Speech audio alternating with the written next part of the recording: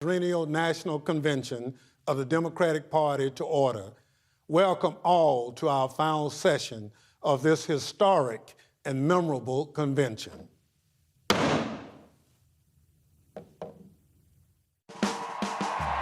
We call the 48th Quadrennial Democratic National Convention to order.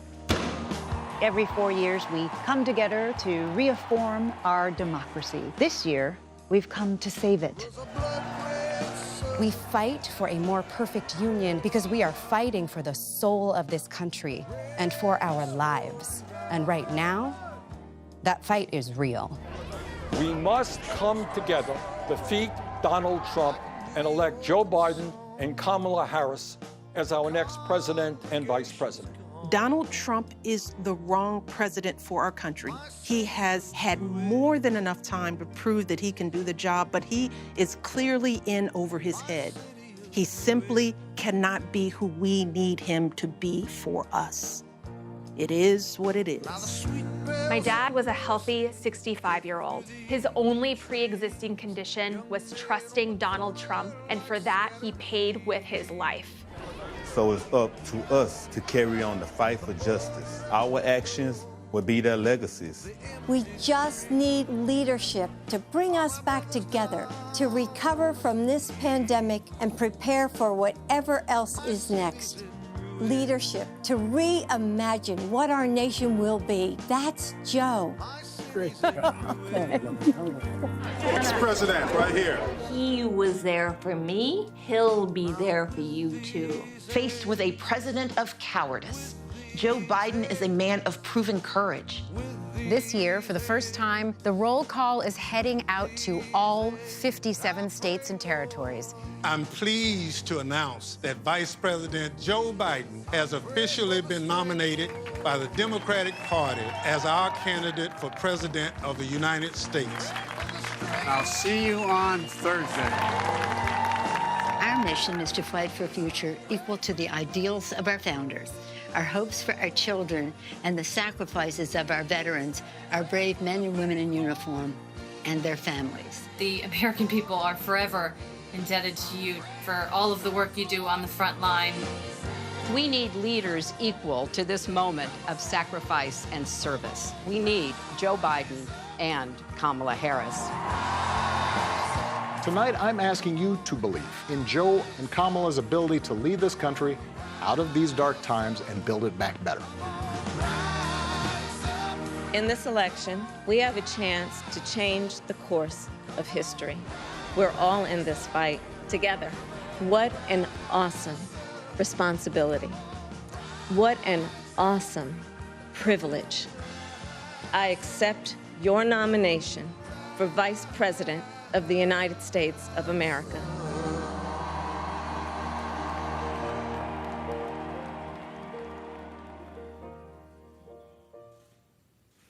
Hi, I'm Tom Perez. This has been an incredible week. It hasn't been the kind of convention you might have been expecting, and to be honest, it wasn't the kind of convention we had planned for. But in a way, what we've seen over the last 3 nights, and what we'll see tonight, is a more accurate reflection of where our country is than any traditional convention could have been. Yes, we've talked a lot about our next president and vice president, Joe Biden and Kamala Harris. We've talked about how they'll tackle the challenges we face and lead our country to a brighter future.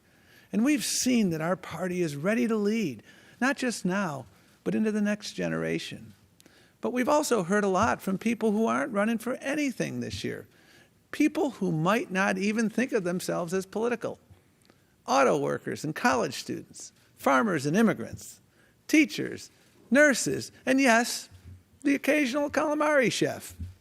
If the literal meaning of the word convention has to do with coming together, then what has brought us together this year isn't partisanship, it's purpose.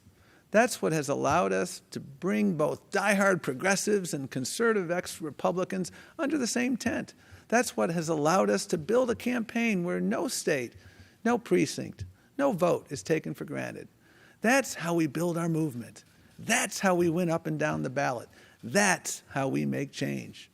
And when we can bring that kind of energy to the challenges our nation faces, well, There's nothing we can't accomplish. Just ask Joe Biden, who set his sights on a mission that could change the world forever, conquering cancer.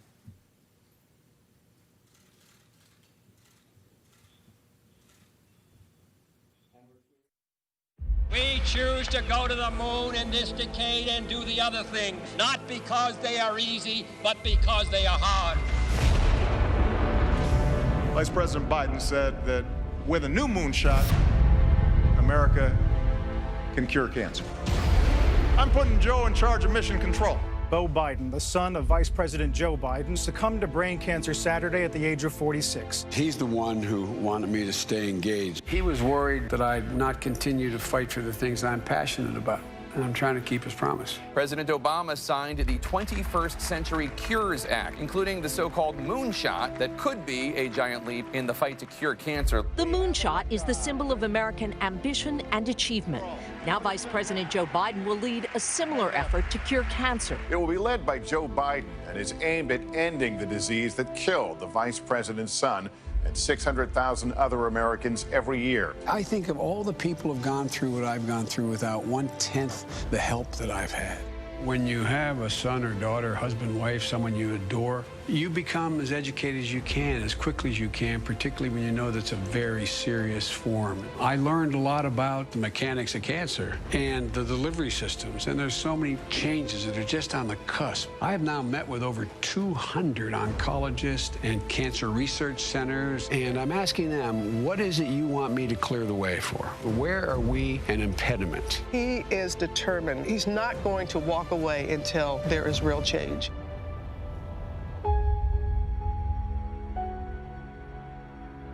This is a truly bipartisan issue. So the leaders in this effort in the House and Senate are Republicans as well as Democrats. He's been pushed to the edge of what anyone could be expected to bear. Following correction, Beau Biden, cancer, moonshot. You're a man of substance. You have experienced tragedies in your life, and we are inspired by the way that you have responded to those. Every single family in America has been affected by cancer, and we are so close. For the loved ones we've all lost, let's make America the country that cures cancer once and for all. I believe we need a moonshot in this country to cure cancer. It's personal, but I know we can do this. There are so many breakthroughs just on the horizon. We can make them real with an absolute national commitment. There are Democrats and Republicans on the Hill who share our passion to silence this deadly disease. If I could be anything, I would have wanted to be the president that ended cancer, because it's possible.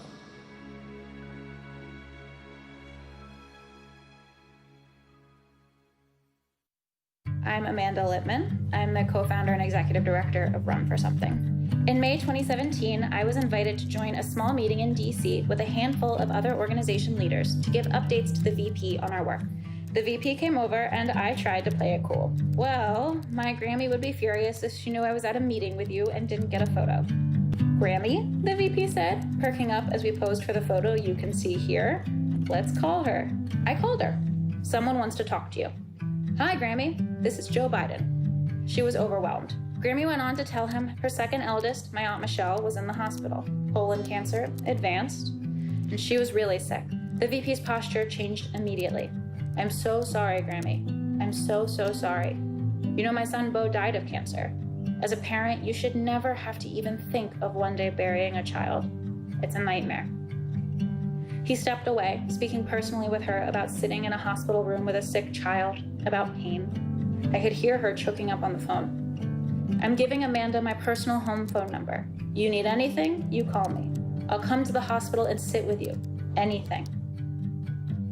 Grammy still talks about that call. He's a genuinely nice man, she says. He just gets it. Her grief and my family's grief mattered to him. Our entire country is grieving. We are all going through trauma. Our next president needs to be the one helping us heal. That's why I'm glad and excited to vote this fall, not just against Trump, but genuinely for Joe Biden.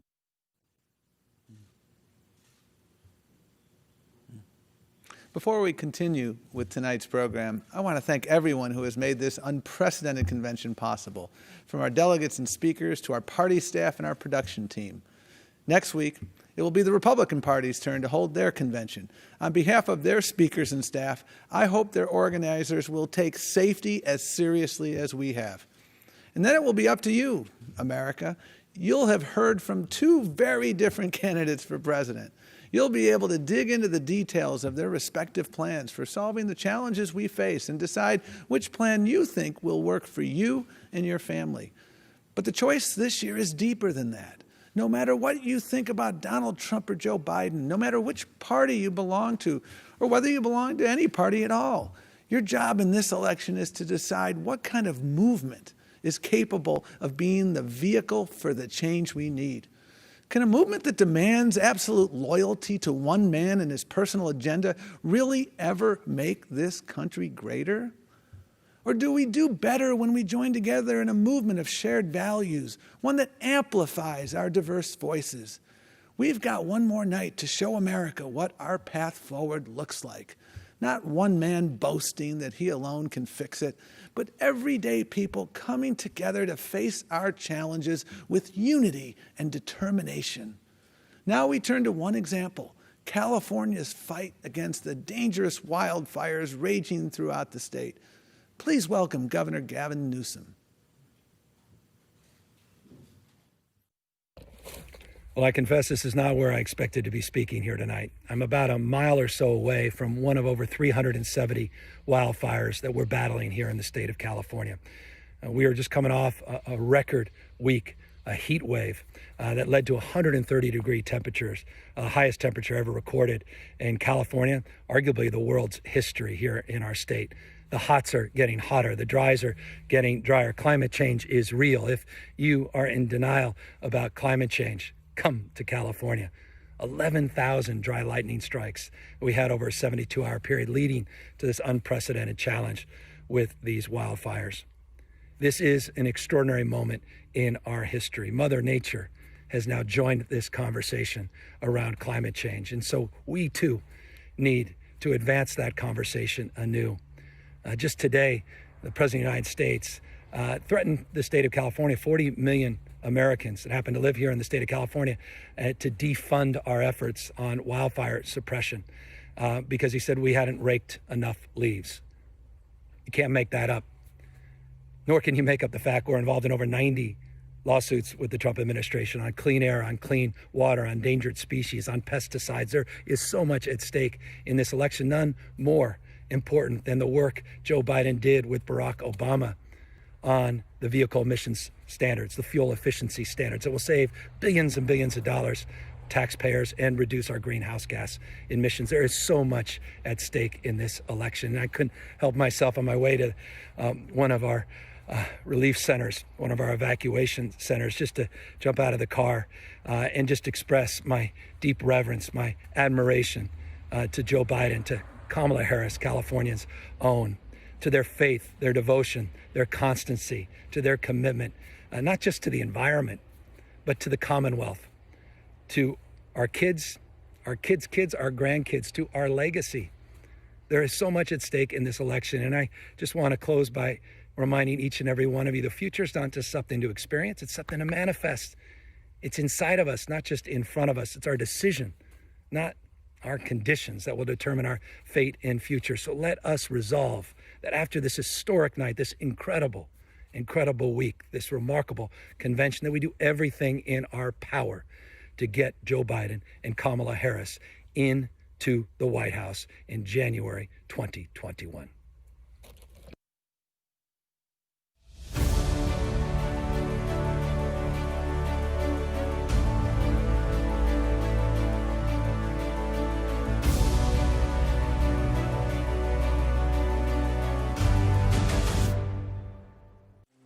America's an idea.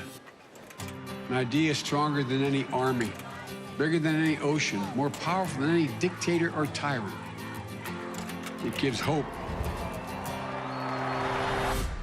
In this nation, we believe in honesty, decency, treating everyone with respect, giving everyone a fair shot, leaving nobody behind. giving hate no safe harbor, leading by the power of our example, not by the example of our power. That's allowed us to stand as a beacon to the world, being part of something bigger than ourselves. It's a code. It's a uniquely American code. The most powerful idea in the history of the world. The American creed, that we're all created equal, I think beats in the heart of the people of this country.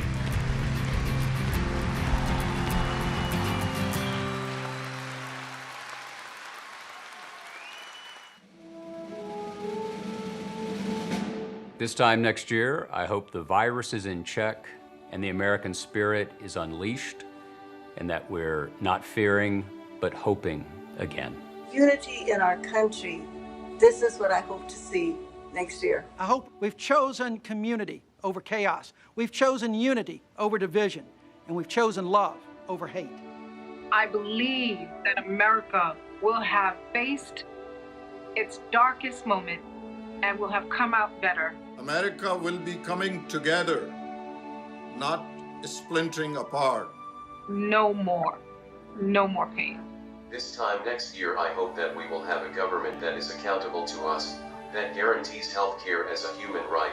The promise of America will be restored for all our communities, all our families, for all of us.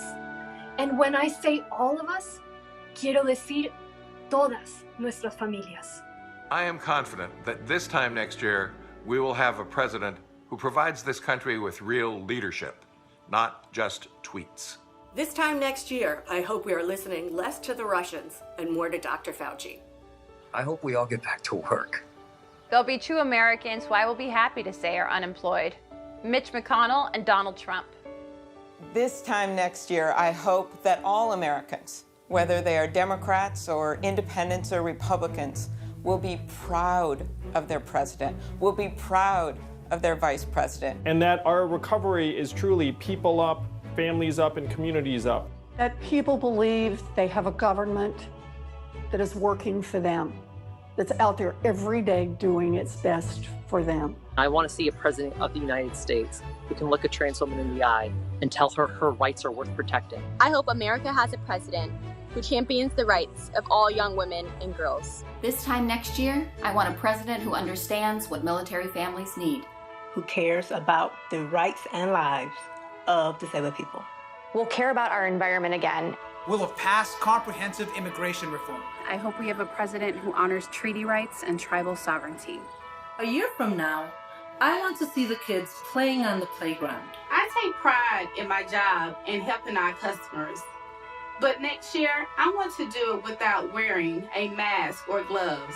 I hope that we are all celebrating landmark legislation that the Biden-Harris administration have shepherded through Congress and signed into law. This time next year, parents will again be able to look forward to the day where we can send our children to school without fear of gun violence. This time next year. This time next This time next year. This time next year. I hope that this country realizes that we have, in fact, reclaimed the soul of America. This time next year, I hope and pray that America will have restored democracy to the world.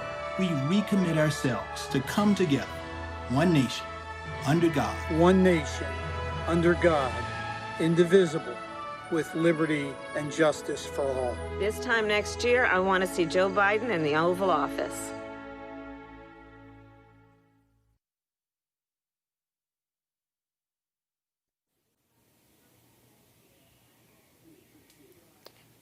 Hello, America. I'm Andrew Yang. You might know me as the guy who ran for president talking about math and the future. Unfortunately for all of us, that future is now. The pandemic has accelerated everything. If you're like me and my wife, Evelyn, you don't know if your child's school is going to reopen this fall. 72% of Americans believe that this is the worst time we have ever experienced. And 42% of the jobs that have been lost, millions of jobs, will never return. We are in a deep, dark hole, and we need leaders who will help us dig out. I know many politicians promise and then fail to deliver. If you voted for Trump or didn't vote at all back in 2016, I get it. Many of us have gotten tired of our leaders seeming far removed from our everyday lives, and we despair that our government will ever rise to the challenges of our time. But we must give this country, our country, a chance to recover. And recovery is only possible with a change of leadership and new ideas. Bold and innovative policies that will get help into your hands in the midst of this crisis are now possible. But we need your help to turn the page for our country in 75 days. We are here tonight to celebrate Joe Biden's nomination as the Democratic candidate for president. I have gotten to know both Joe and Kamala on the trail over the past year. The way you really get to know a person when the cameras are off, the crowds are gone, it's just you and them.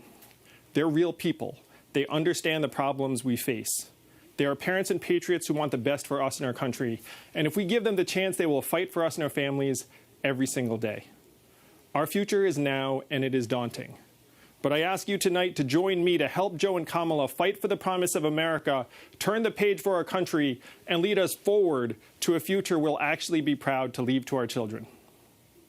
And now I'd like to turn it over to a great Democrat who will be with us throughout the evening. Between the two of us, we have 11 Emmys. How's that for math? One of my favorite actresses, Julia Louis-Dreyfus. Hey, Julia. Hi, Andrew. I'm so glad to see you. So what did you think about Kamala Harris's speech last night?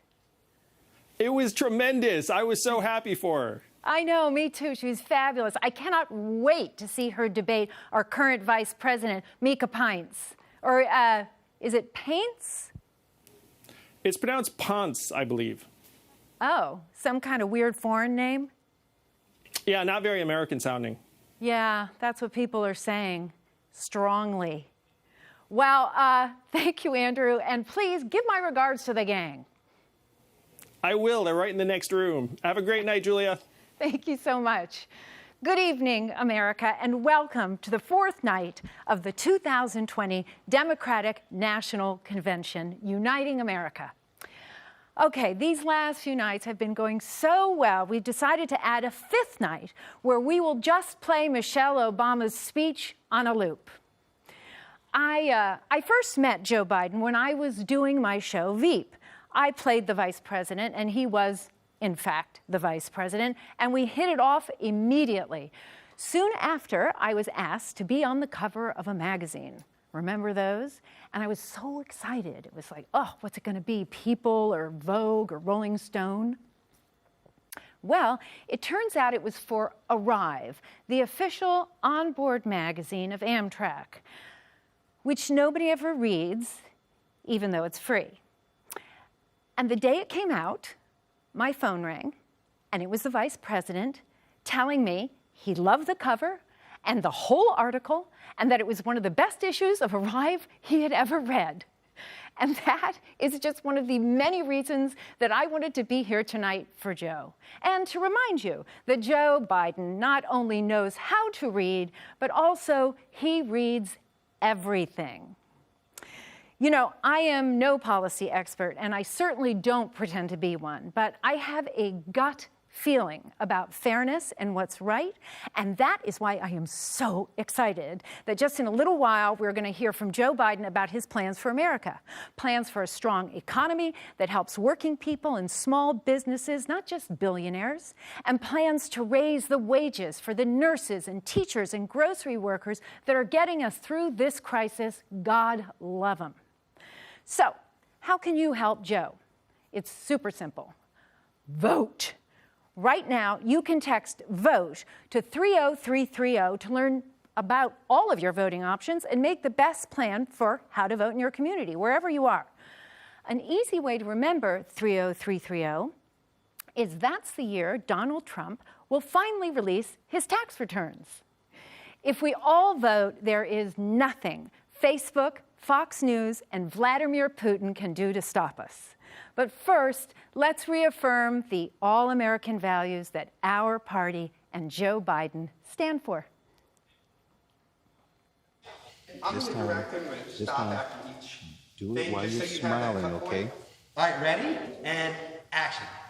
I pledge allegiance to the flag of the United States of America and to the republic for which it stands, one nation, under God, indivisible, with liberty and justice for all. Awesome. Cut it. Okay. Oh, say, can you see by the what so proudly we hailed at the twilight's last gleaming, whose broad stripes and bright stars through the perilous fight o'er the ramparts we've watched were so gallantly streaming, and the rocket's red glare, the bombs bursting in air, gave proof through the night that our flag was still there. Oh, say does that star-spangled banner yet wave o'er the land of the free and the home of the brave.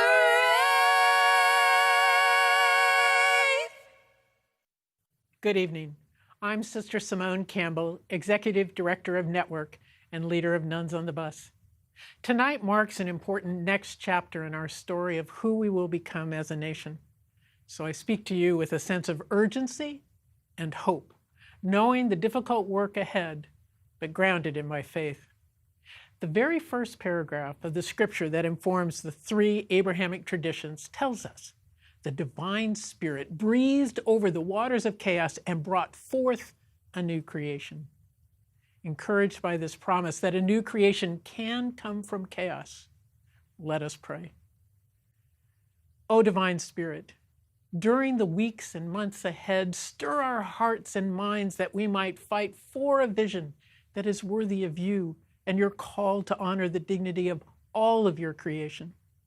A vision of who we are as a people grounded in community and care for all, especially the most marginalized. A vision that cares for our earth and heals the planet. A vision that ends structural racism, bigotry, and sexism so rife now in our nation and in our history. A vision that ensures hungry people are fed, children are nourished, immigrants are welcomed. O Spirit, breathe in us and our leaders a new resolve that, committed to this new American promise, we will work together to build a national community grounded in healing, fearlessly based on truth, and living out of a sense of shared responsibility. In the name of all that is holy, O Spirit, bring out of this time of global and national chaos a new creation, a new community that can, with your help, realize this new promise that we affirm tonight. And so, with profound hope, let we, the people, say, Amen.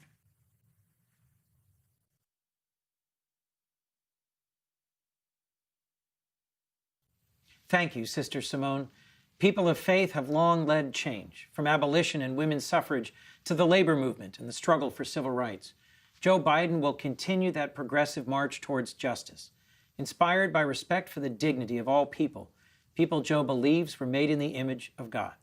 Joe learned that from his parents and the nuns and priests right here in Delaware who taught him and inspired in him a passion for justice.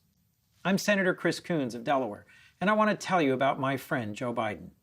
His faith is strong, and it's personal and private. For Joe, faith isn't a prop or a political tool. I've known Joe about 30 years, and I've seen his faith in action. Joe knows the power of prayer, and I've seen him in moments of joy and triumph, of loss and despair, turn to God for strength. Joe's comforted me in my toughest moments, as he has so many others. I'll never forget how Joe took the time to offer me words of comfort as my father lay in hospice. Time and again, I've seen him stop everything and listen, really listen, to someone who needs a shoulder to cry on or a partner in prayer. That compassion, that empathy is part of his character. More than anything, Joe's a man of faith and conscience He'll be a president for Americans of all faiths, as well as people of conscience who practice no particular faith. Joe's faith is really about our future, about a world with less suffering and more justice, where we're better stewards of creation, where we have a more just immigration policy, and where we call out and confront the original sins of this nation, the sins of slavery and racism.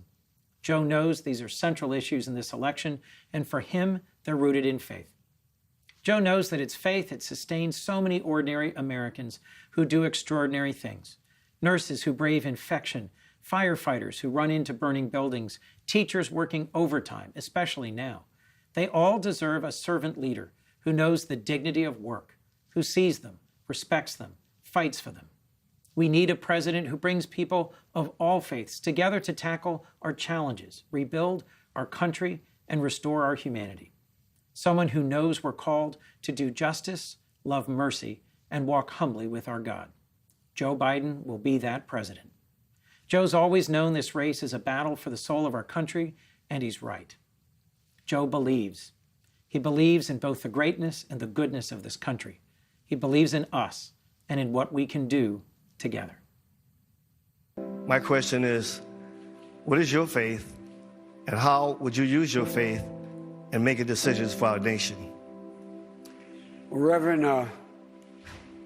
I kind of know what it's like to lose family. And my heart goes out to you. As you may remember, after Barack and Michelle and I were there, and my family, I came back on that Sunday, the regular service, because I had just lost my son. And I wanted some hope, because what you all did was astounding. I don't know if you all know this. All those who died were killed by this white supremacist. They forgave him. They forgave him. The ultimate act of Christian charity. They forgave him. And you know, Reverend, I'm not proselytizing. I happen to be a practicing Catholic. But I went back to the church because I found, particularly, the black church. In this case, it was an AME. It was not an Episcopal church. I found that there's that famous phrase from Kierkegaard, faith sees best in the dark. I find the one thing it gives me, and I'm not trying to proselytize, I'm not trying to convince you to share my religious views. But for me, it's important because it gives me some reason to have hope and purpose. Just remember, Joe Biden goes to church so regularly that he doesn't even need tear gas and a bunch of federalized troops to help him get there. No one fought harder for your right to vote than John Lewis. Here to speak about him and his legacy, we have one of our great mayors, Atlanta's Keisha Lance Bottoms. Mayor Bottoms, hello. I know that you're recovering from the coronavirus. How are you feeling? Well, good evening. I feel really good. Thank you for asking. My husband, on the other hand, is still having many of the lingering side effects that people talk about, but all in all, our family's doing great. Well, I'm glad to hear it, but boy, I think a lot of Americans are going to be dealing with that for a long time. Hey, Mayor, I wanted to ask you something. Is Atlanta ready for Election Day? We will be ready. And we are going to do everything that we can to make sure that voting goes smoothly. But we are encouraging people, if you can vote early in your state, to please do so. Early vote during the early vote. Perfect. Excellent advice. Over 40 states now allow some form of early voting.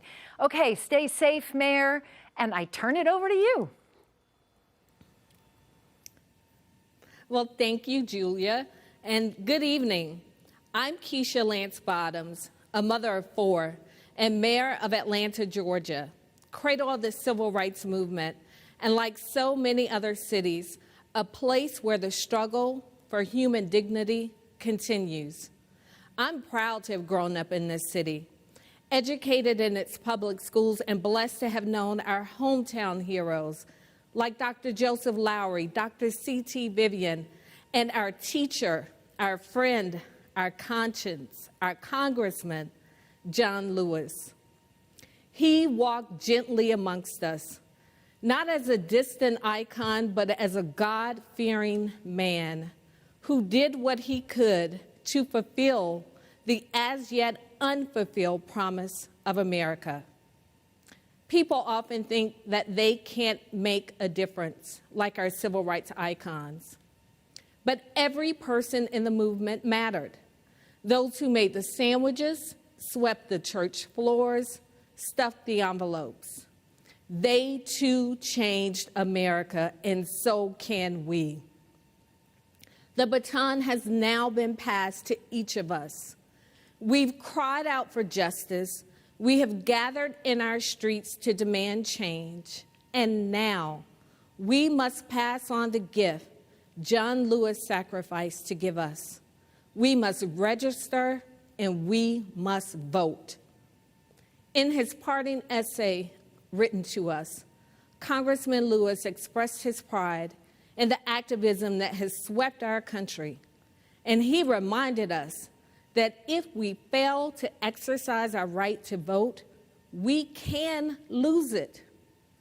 There are those who are disgracefully using this pandemic to spread misinformation and interfere with voting, forcing many in 2020 to still risk their lives to exercise their sacred right to vote, a right that has already been paid for with the blood, sweat, tears, and lives of so many. So let's stand up for our children, our children's children, and for this great democracy that our ancestors worked to build, and let's vote. And let's organize to get others to vote with us. You can help make this happen by texting VOTE to 30330. We know how important it is that we elect real leaders like Joe Biden and Kamala Harris, people of honor and integrity who hold justice close to their hearts and believe that the lives of my 4 Black children matter. In the words of womanist poet Audre Lorde, your silence will not protect you. Congressman Lewis would not be silenced, and neither can we. We cannot wait for some other time, some other place, some other heroes. We must be the heroes of our generation because we too are America. Our votes can be our voice.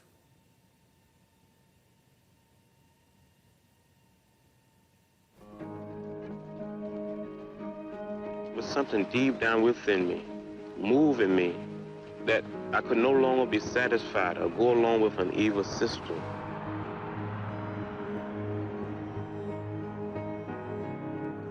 Life was extremely dangerous when we were growing up. John Lewis had the respect of everybody because he was the one who demonstrated the most courage. He'd been beaten and knocked down and get up and go to find another battle. John was focused on ending voter suppression, and it wasn't that he was a great orator, it's that he was a great spirit. The power of spirituality and humility, and the willingness to suffer rather than to inflict suffering.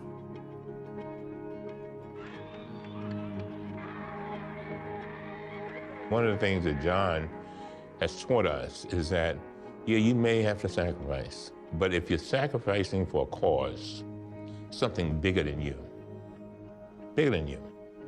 and you really believe in it, then you will have people following you. We do not get meaningful legislation out of this Congress. We will march through the South, through the streets of Jackson, through the streets of Danville, through the streets of Cambridge, through the streets of Birmingham.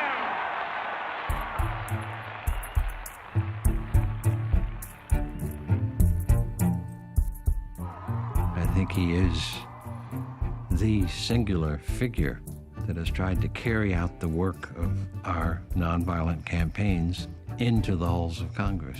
From day one, John Lewis was a role model for the members of Congress, whether they were freshmen or here a long time, because he brought with him a kind of heft, a weightiness of purpose. I got arrested a few times during the 60s.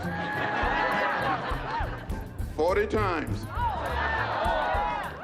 And since I've been in Congress, another 5 times. The means by which we struggle must be consistent with the end we seek.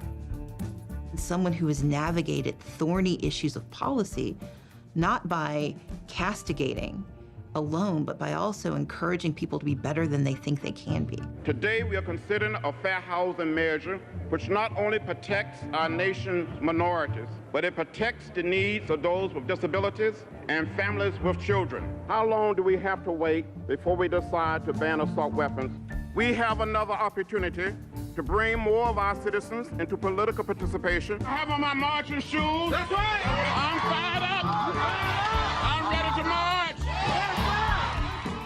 And all of these decades later, while he and others of his generation achieved much, we're still fighting against police brutality and fighting for our voting rights. And so we best honor him by continuing to fight the good fights that he fought, by staying in good trouble.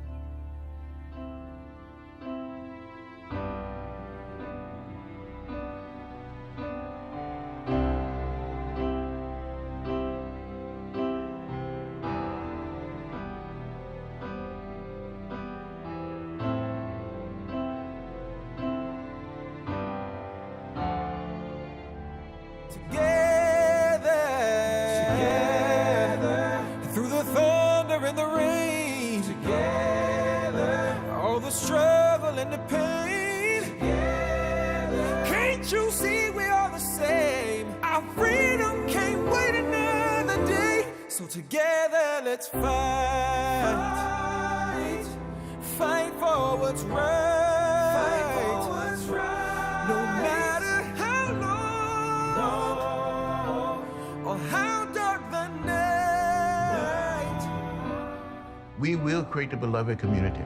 We will redeem the soul of America. As a nation and as a people, we will get there. Climb to the mountain top, and one day we'll win together.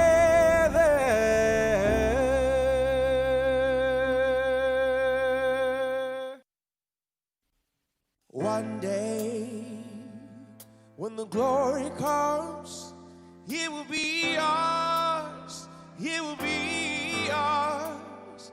Oh, one day, when the war is won, we will be sure, we will be sure. Oh, glory, glory, glory. Oh, glory. Hands to the heavens, no man, no weapon formed against, yes, glory is destined. Every day women and men become legends. Sins that go against our skin become blessings. The movement is a rhythm to us. Freedom is like religion to us. Justice is juxtaposition in us. Justice for all just ain't specific enough. One son died, his spirit is revisiting us. True and living in us. Resistance is us. That's why Rosa sat on the bus. That's why we walk through America with our hands up. When it go down, we woman and man up. They say stay down, and we stand up. Shots we on the ground, the camera panned up. King pointed to the mountaintop, and we ran up. One day, when the glory comes, it will be ours. It will be ours. Oh, one day, when the war is won, we will be sure. We will be sure. Oh, glory.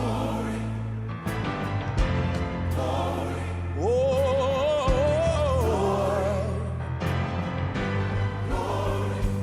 Now the war is not over.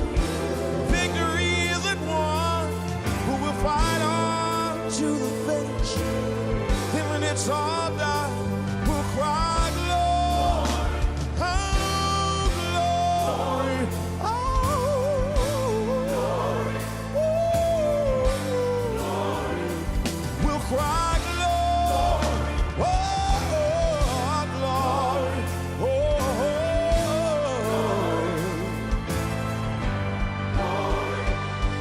Selma's now for every man, woman, and child. Even Jesus got his crown in front of a crowd. They march with the torch, we gon' run with it now. Never look back, we done gone hundreds of miles. From dark roads, heroes, to become a hero. Facing the League of Justice, power was the people. Enemy is lethal, a king became regal. Saw the face of Jim Crow under a bald eagle. The biggest weapon is to stay peaceful. We sing, our music is the cuts that we bleed through. Somewhere in a dream we had an epiphany. Now we right the wrongs in history. No one can win a war individually. It takes the wisdom of the elders, young people's energy. Welcome to the story we call victory. The coming of the Lord, my eyes have seen the glory. One day, when the glory comes, it will be ours. It's ours. It will be ours. Yeah, John. Oh, one day, when the war is won, we will be sure. So sure, we will be sure. So sure to the world. Lord, God be the glory. Oh, yeah, yeah. Oh, Lord.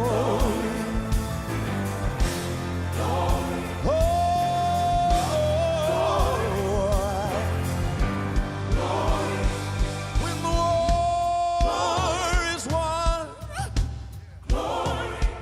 when it's all said and done, we'll cry glory, oh, glory,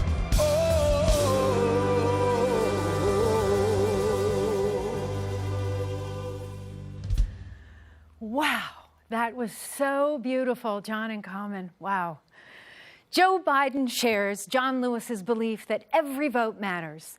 Personally, I plan to follow the example of 6 current cabinet members, Vice President Pence, and President Trump himself, and vote by mail. To find out everything you need to know about mail-in ballots, your polling place, or even just, am I registered?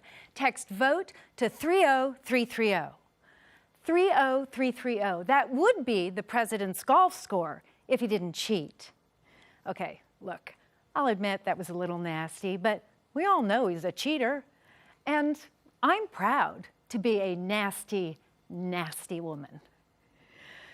You know, when Donald Trump spoke at his inauguration about American carnage, I assumed that was something he was against, not a campaign promise. What we need now is great leadership, someone experienced and hardworking and intelligent, someone who understands the soul of the American people. I'm historian John Meacham. In his final Sunday sermon, days before his death, Martin Luther King Jr. said, "We are tied together in the single garment of destiny. This is the way God's universe is made. This is the way it is structured. A single garment of destiny. We, the people, cannot escape that reality. Nor, as Lincoln taught us, can you and I escape history. And we shouldn't want to, for many of us have been given much: liberty, opportunity, a sense of possibility.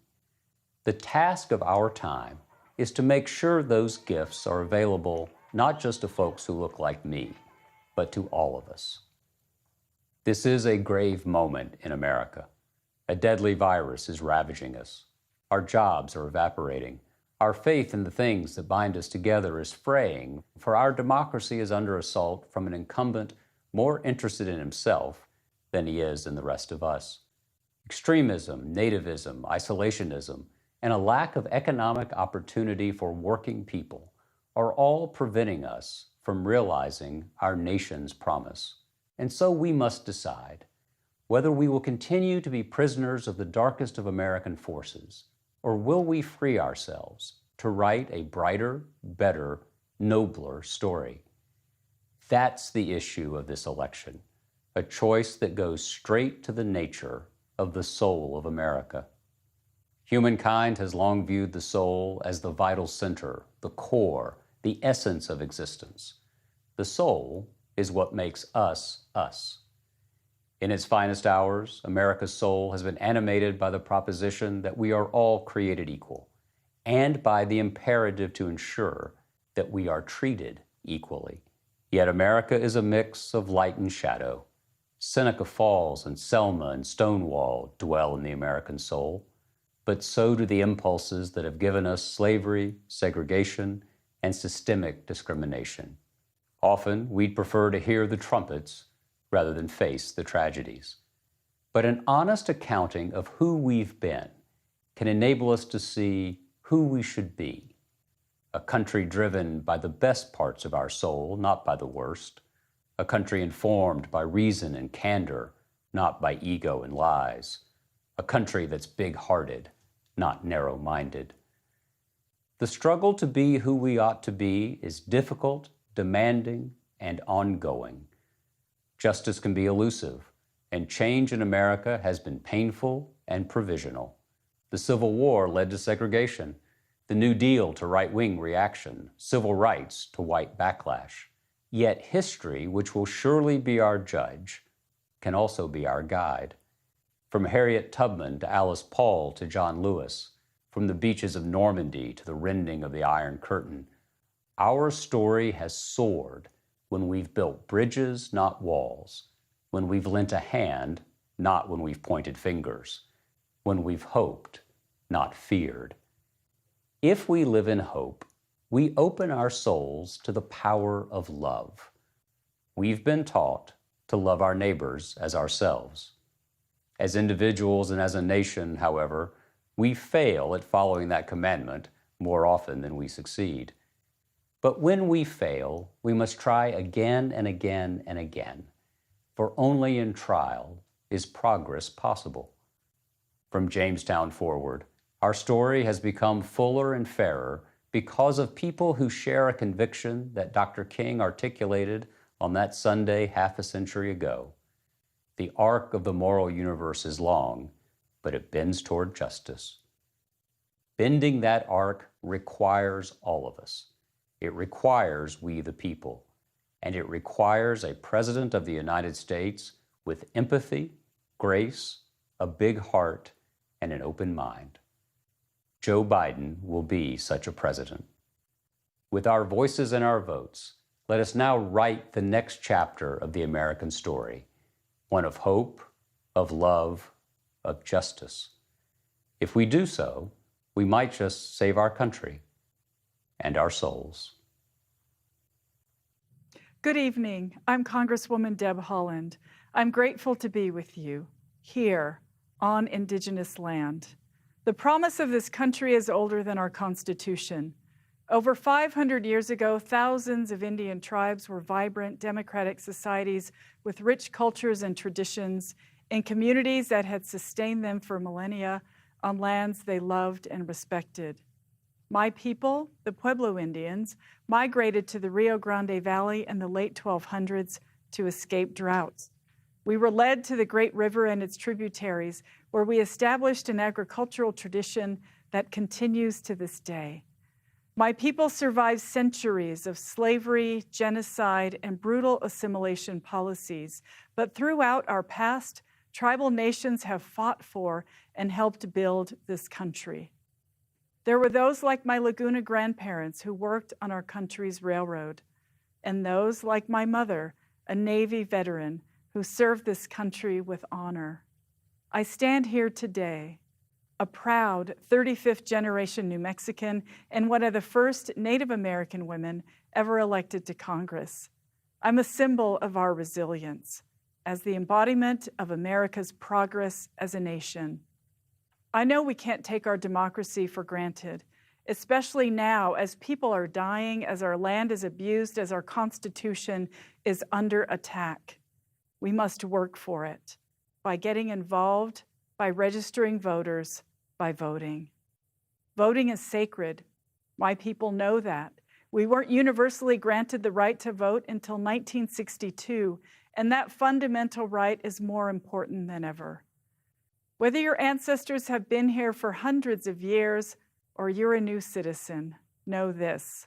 Whether we vote and how we vote will determine if our nation's promise of social, racial, and environmental justice will outlast us.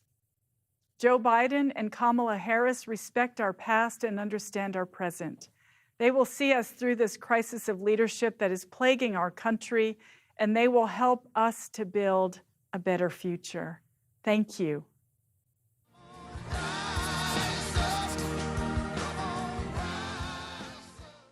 The first year that I voted was 1974. 1967. I have not missed a general or a primary election in my 51-year voting history. Now, I don't go to the polls anymore. The U.S. Postal Service does it for me. And now we're seeing our current president sabotage our right to vote, sabotaging democracy by trying to undo the postal system. My father worked for the Postal Service for 30 years. My mother worked for that local post office for 10 years. That job enabled her to feed her family. I am appalled at what the Republicans and the president are trying to do to subvert the vote. Nothing or no one will stop me from voting this election. We need to keep our mail system. We need Joe Biden.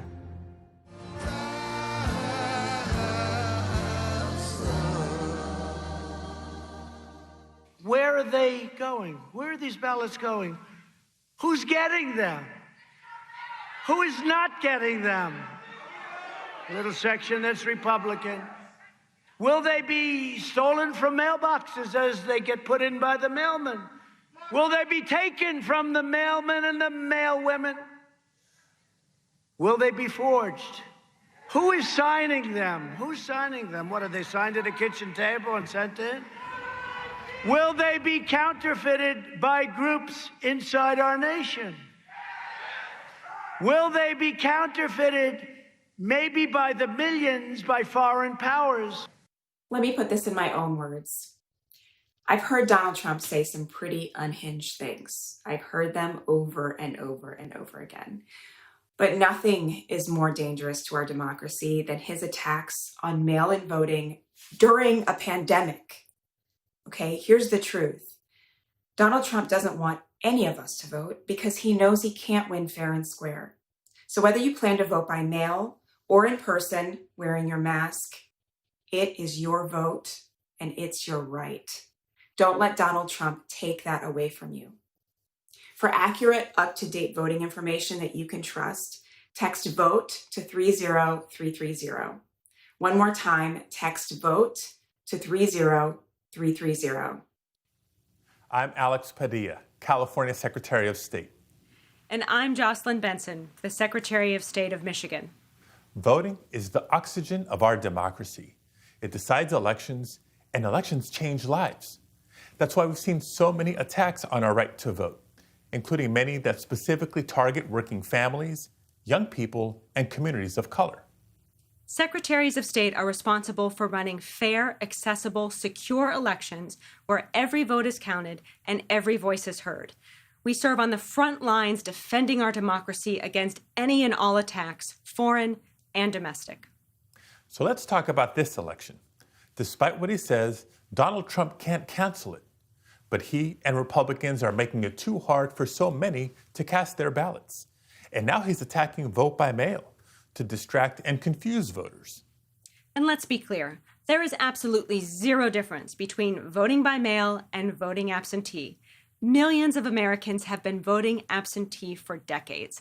Donald Trump, his family, his staff, they all vote by mail.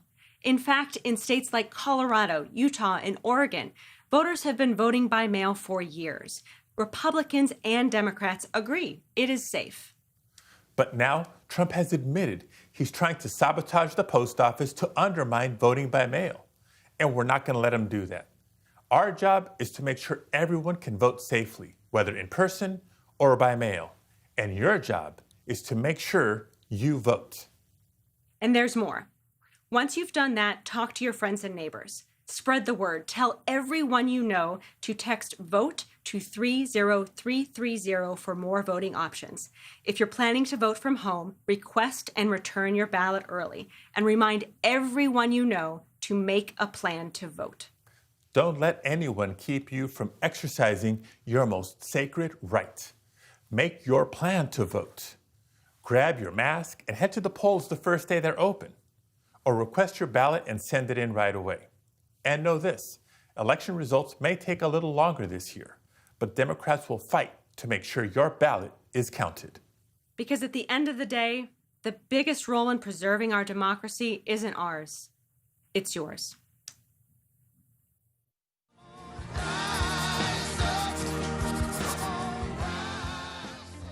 Our family has a crazy history with America, and it all starts with it being a beacon for immigrants. It's really cool being like part Polish and part Puerto Rican and also part Black, because I get to, for me personally, I get to be this like melting pot of America. If you were an immigrant back then, come from an immigrant family, the Democrats brought you in.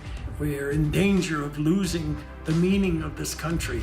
Every generation before us has had to fight for what they believe in, and it's just our turn now. I was so proud when I saw the demonstrations that were going on across the country. This year's election means a lot to me because I feel like our generation is so motivated right now to make a difference. There's a lot of changes that we have to make, and I'm counting on Joe Biden and I believe in him.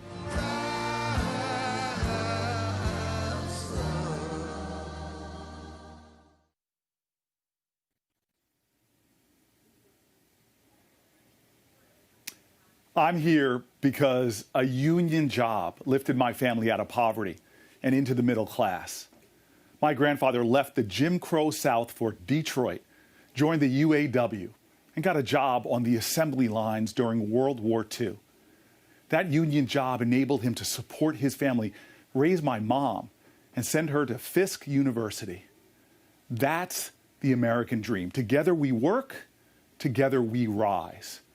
Joe Biden and Kamala Harris know the dignity of all working Americans. They know the urgency and the demand of our dream. But working people are under attack. The wealth gap grows, our middle class shrinks, and poverty persists. Last week, Donald Trump said, and I quote, "Our economy is doing good." While 40 million Americans are at risk of losing their homes, 30 million aren't getting enough to eat, and 5.4 million people have lost their health care because of this crisis. He has failed us. But still, I believe in the dream of our ancestors.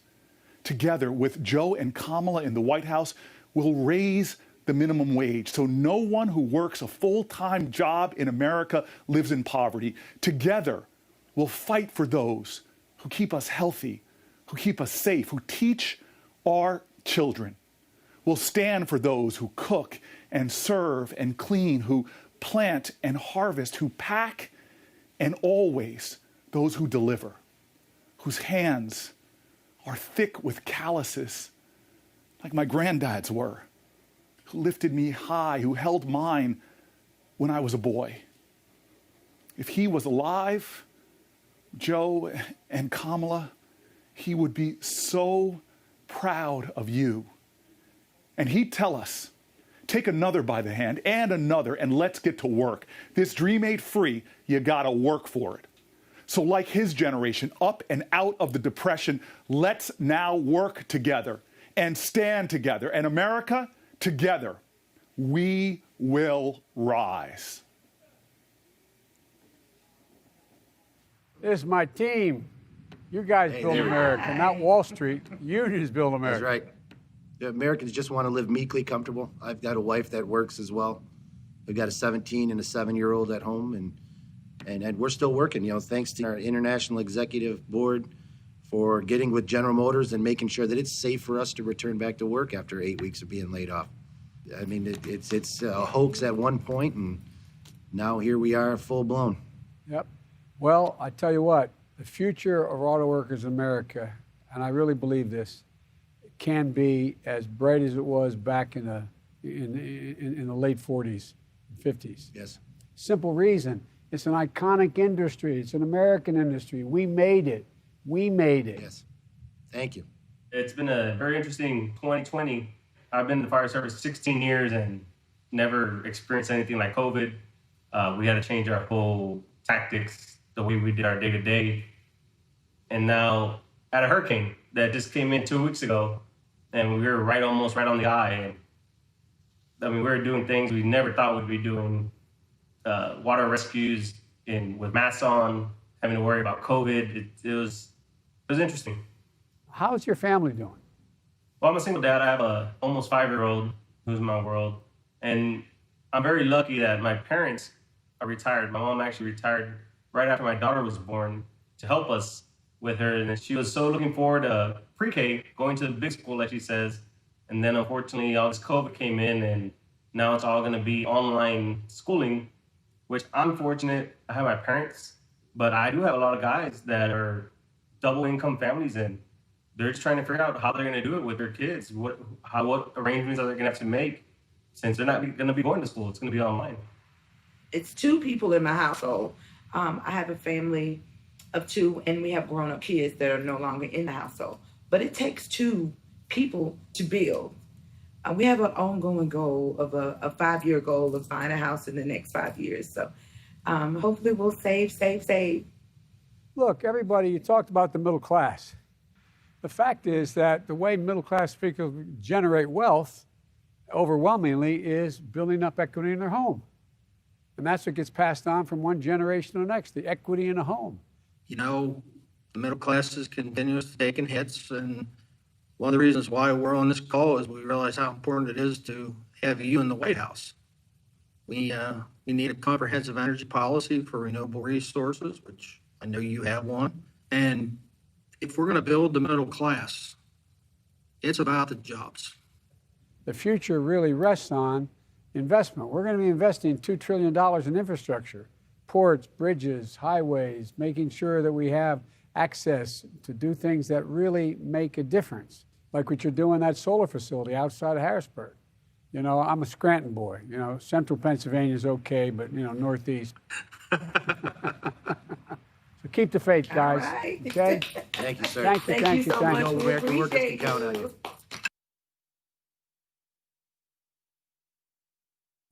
I know it's not typical for a former Surgeon General to speak at a convention.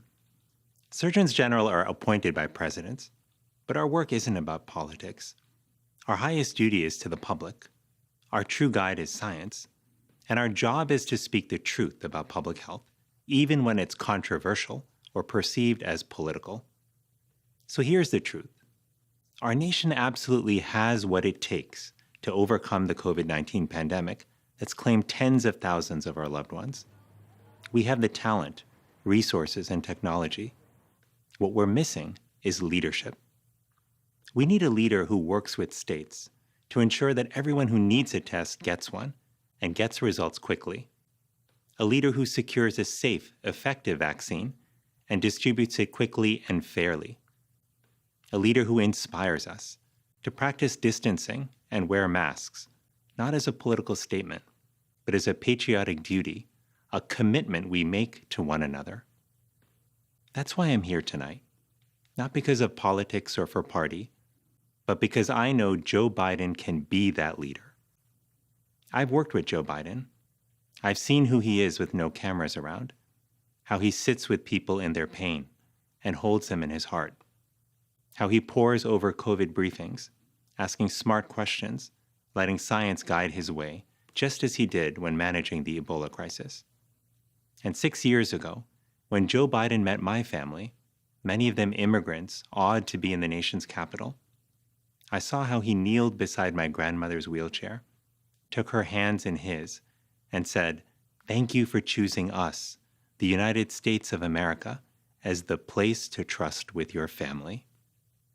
Tonight, as a father, son, and grandson, as a doctor who swore an oath, and as an American who loves my country, I can tell you that Joe Biden is the man I trust to look out for my family and the leader I know will heal this nation.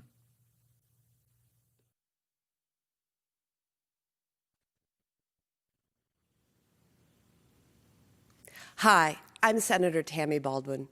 When I was 9 years old, I got sick, really sick.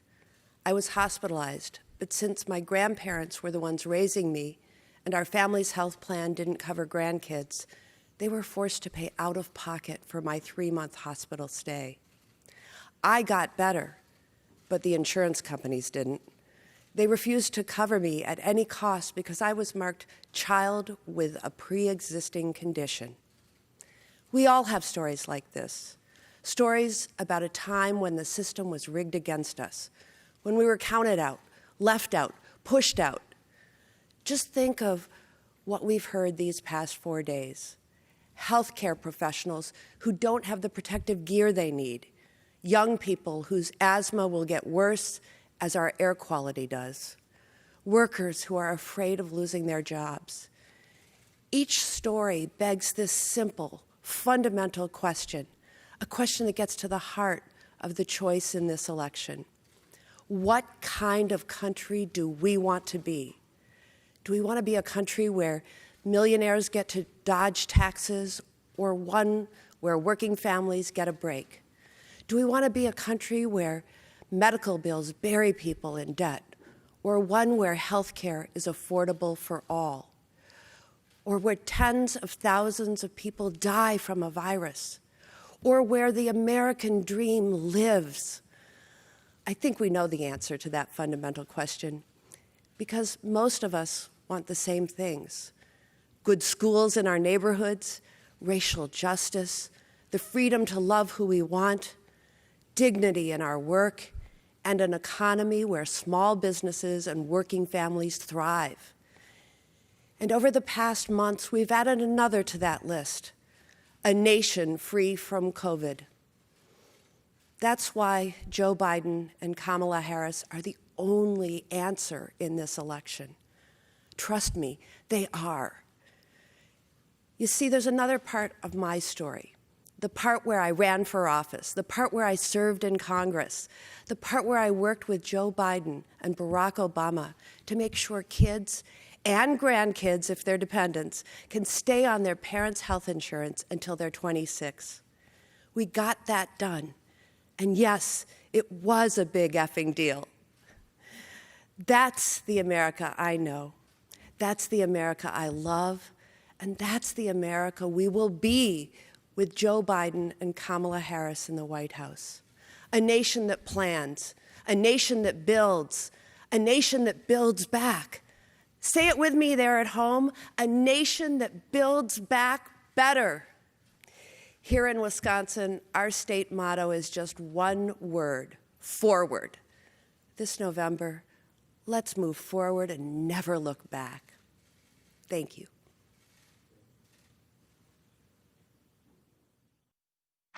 No other nation can match us if we step up. We lead by the power of our example, not by the example of our power. The only thing that can tear America apart is America itself, and we cannot let that happen. If you want to help Joe and Kamala make sure that America stays strong and united, please go to joebiden.com and contribute anything that you possibly can. Tonight, I couldn't be prouder to be a loyal union member, a passionate climate activist, and a patriotic Democrat, or as Donald Trump will call me in a tweet tomorrow, a washed-up horse-faced, no-talent has-been with low ratings. Well, with all due respect, sir, it takes one to know one. And now I'd like to introduce you to a real American hero, World War II veteran Ed Good. I am Edward Good. I'm 95 years old. I'm a veteran of World War II and of Korea. When I wear a uniform, I wear only 2 badges, my parachute wings and the combat infantry badge. I did make 1 combat jump over the Rhine in Germany, and I'm proud of that. I have been a Republican since the 1960s. I'm a member of the NRA, and I voted for Trump. I think Trump has been the worst president we've ever had, so I'll be glad to see him go. I think Joe Biden will be a great leader for the United States. Like me, on the day of my jump into Germany, I think Joe Biden cares about doing his proper duty for the United States, and if he's elected, that's what he will do.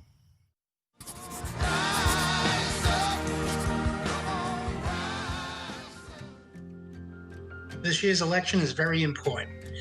Probably be the most important election we've had in years. I recommend strongly, based on the division in this country created by our current president, Donald Trump, we need to put somebody else in the White House that's going to bring us together. Now, let me just explain something. I've been a long-standing Republican for a long time, and I'm telling you, you got to vote for Joe Biden. You have to. I don't think we can deal with the type of person we have in the White House any longer. So it's up to you, America, and me, because in this election, I'm voting for Joe. I'm absolutely sure he's going to help us bring this country together once again.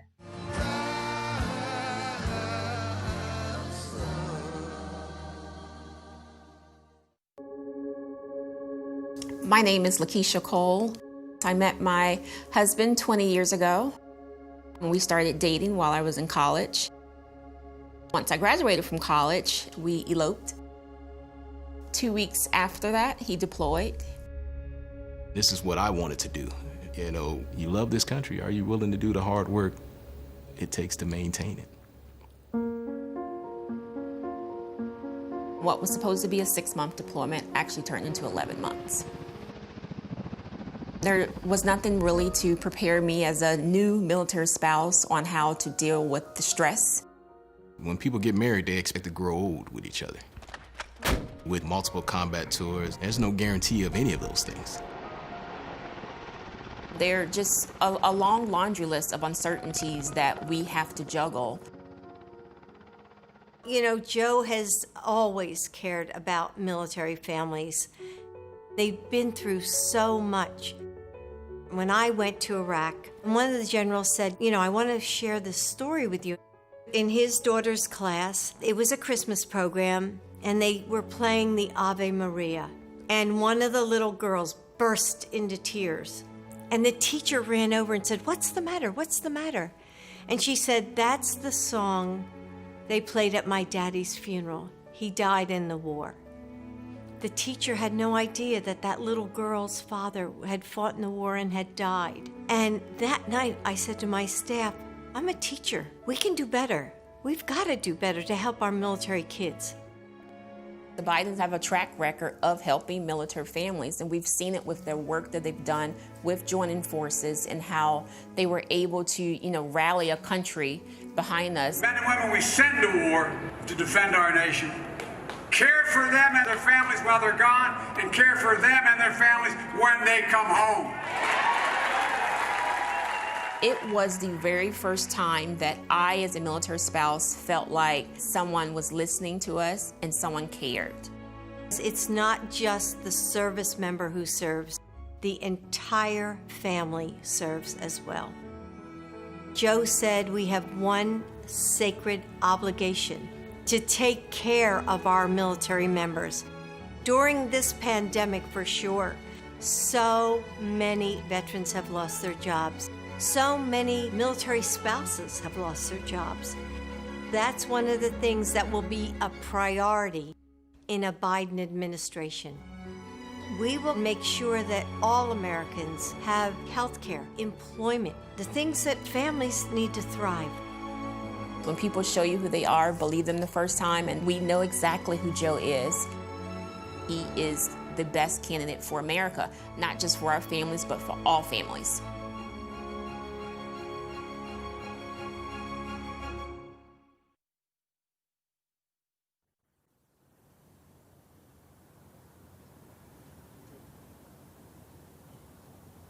Good evening. I'm Tammy Duckworth.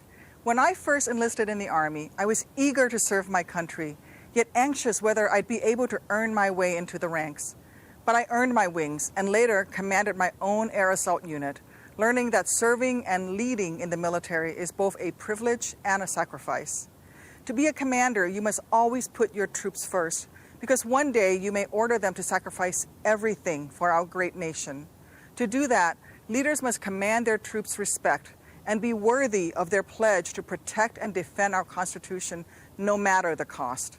But military service doesn't just take sacrifice from those in uniform. It's required from their families, too.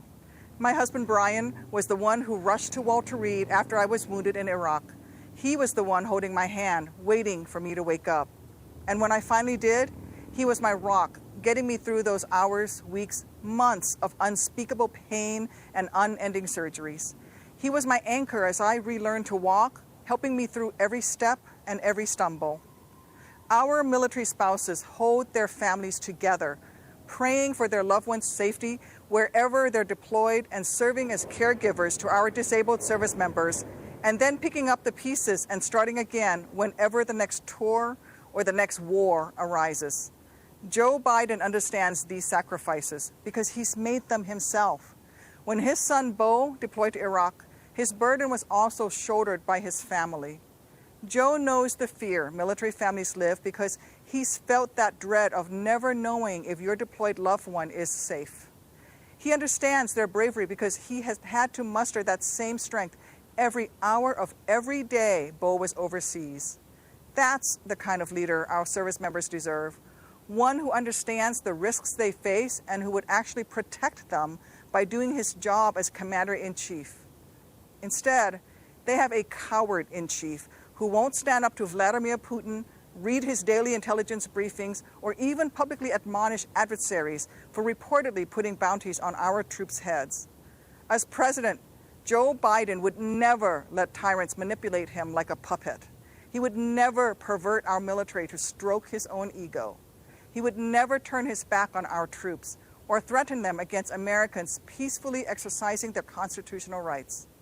Joe Biden would stand up for what's right, stand tall for our troops, and stand strong against our enemies. Because unlike Trump, Joe Biden has common decency. He has common sense. He can command, both from experience and from strength. Donald Trump doesn't deserve to call himself commander-in-chief for another 4 minutes, let alone another 4 years. Our troops deserve better.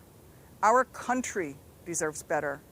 If you agree, text MORE to 30330 to elect Joe Biden, a leader who actually cares enough about America to lead.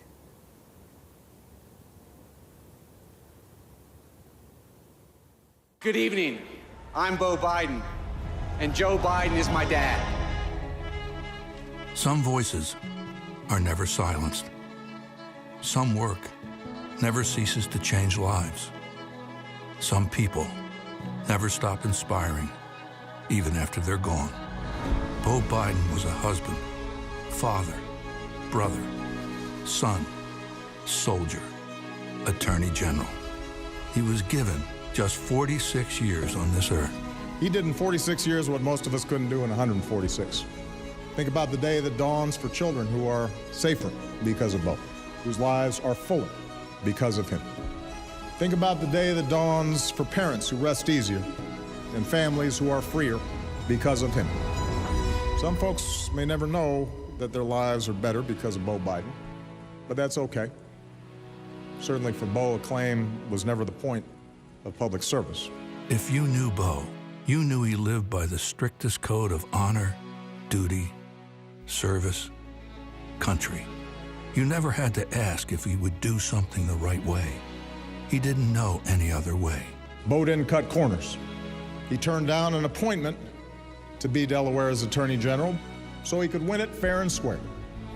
When the field was clear for him to run for the Senate, he chose to finish his job as AG instead. After 9/11, he joined the National Guard. He felt it was his obligation. He did his duty to his country and deployed to Iraq. Beau Biden served his country in battle.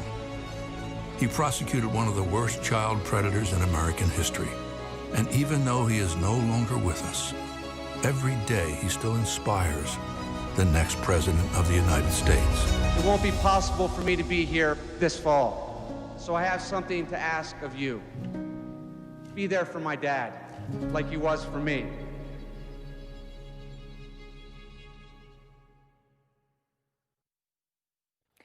A couple of years ago, I was diagnosed with cancer, and I was absolutely terrified. One of the first people who called me was Joe. His real warmth and kindness on that call, man, I gotta say, it made me cry. Our current president has made me cry too, but it's never had anything to do with his warmth or kindness. Joe Biden's empathy is genuine. You can feel it. That's why President Obama asked Joe to head up the cancer moonshot. President Obama knows what we all know. Joe Biden understands suffering and loss and sacrifice. Mayor Pete Buttigieg also knows something about sacrifice. He volunteered and was deployed to Afghanistan, then returned home to Indiana to become a highly effective public servant. Say hi to Mayor Pete.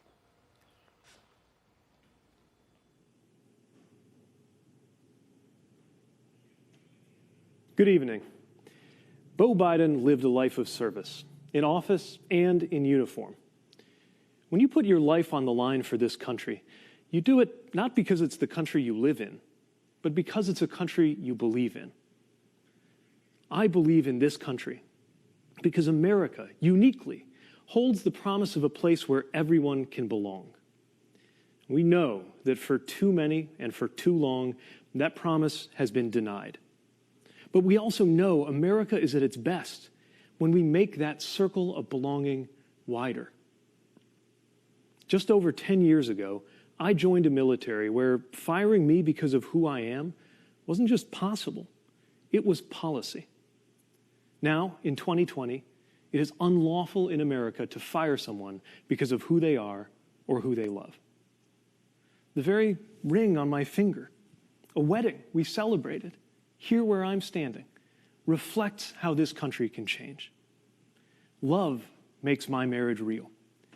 But political courage made it possible, including that of Joe Biden, who stepped out ahead even of this party when he said that marriage equality ought to be the law of the land. There is a long way to go. But if this much can change between 2010 and 2020, imagine what could change between now and 2030.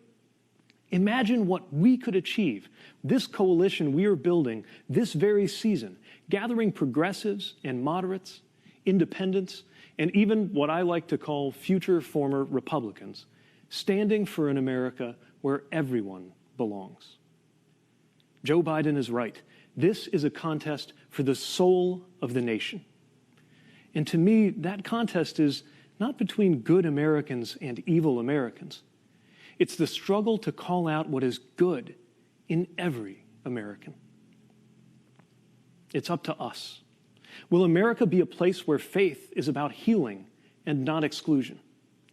Can we become a country that lives up to the truth that Black lives matter? Will we handle questions of science and medicine by turning to scientists and doctors? Will we see to it that no one who works full-time can live in poverty? I trust Joe Biden and Kamala Harris to guide us toward that better future because I've seen up close their empathy and their capacity, just as I've seen my fellow Americans' capacity to support and include one another in new ways and do better by the promise of America. The day I was born, the idea of an out candidate seeking any federal office at all was laughable. Yet earlier this year, I campaigned for the presidency, often with my husband Chasten at my side, winning delegates to this very convention. Now I come to this convention proudly supporting Joe Biden and Kamala Harris, joining fellow Democrats who were squaring off in competition just a few months ago. A number of us recently got together to talk about the Joe we know. Hi, I'm Cory Booker. Welcome to everybody at home. I am very excited to present to you a group of people that ran in the 2020 Democratic primary against Joe Biden. You could think of this sort of like Survivor on the out interviews of all the people that got voted off the island. Bernie, don't you laugh, because I got questions for you. Like, Why does my girlfriend like you more than she likes me? But let's move on. Because she's smarter than you, and that's the obvious answer, right?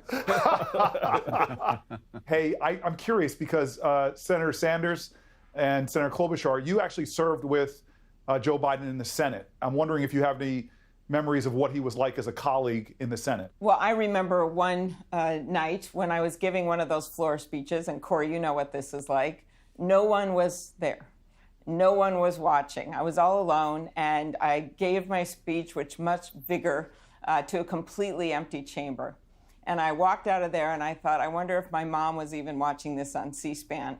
And at that moment, the cell phone rings, and I actually thought maybe my mom was watching it on C-SPAN.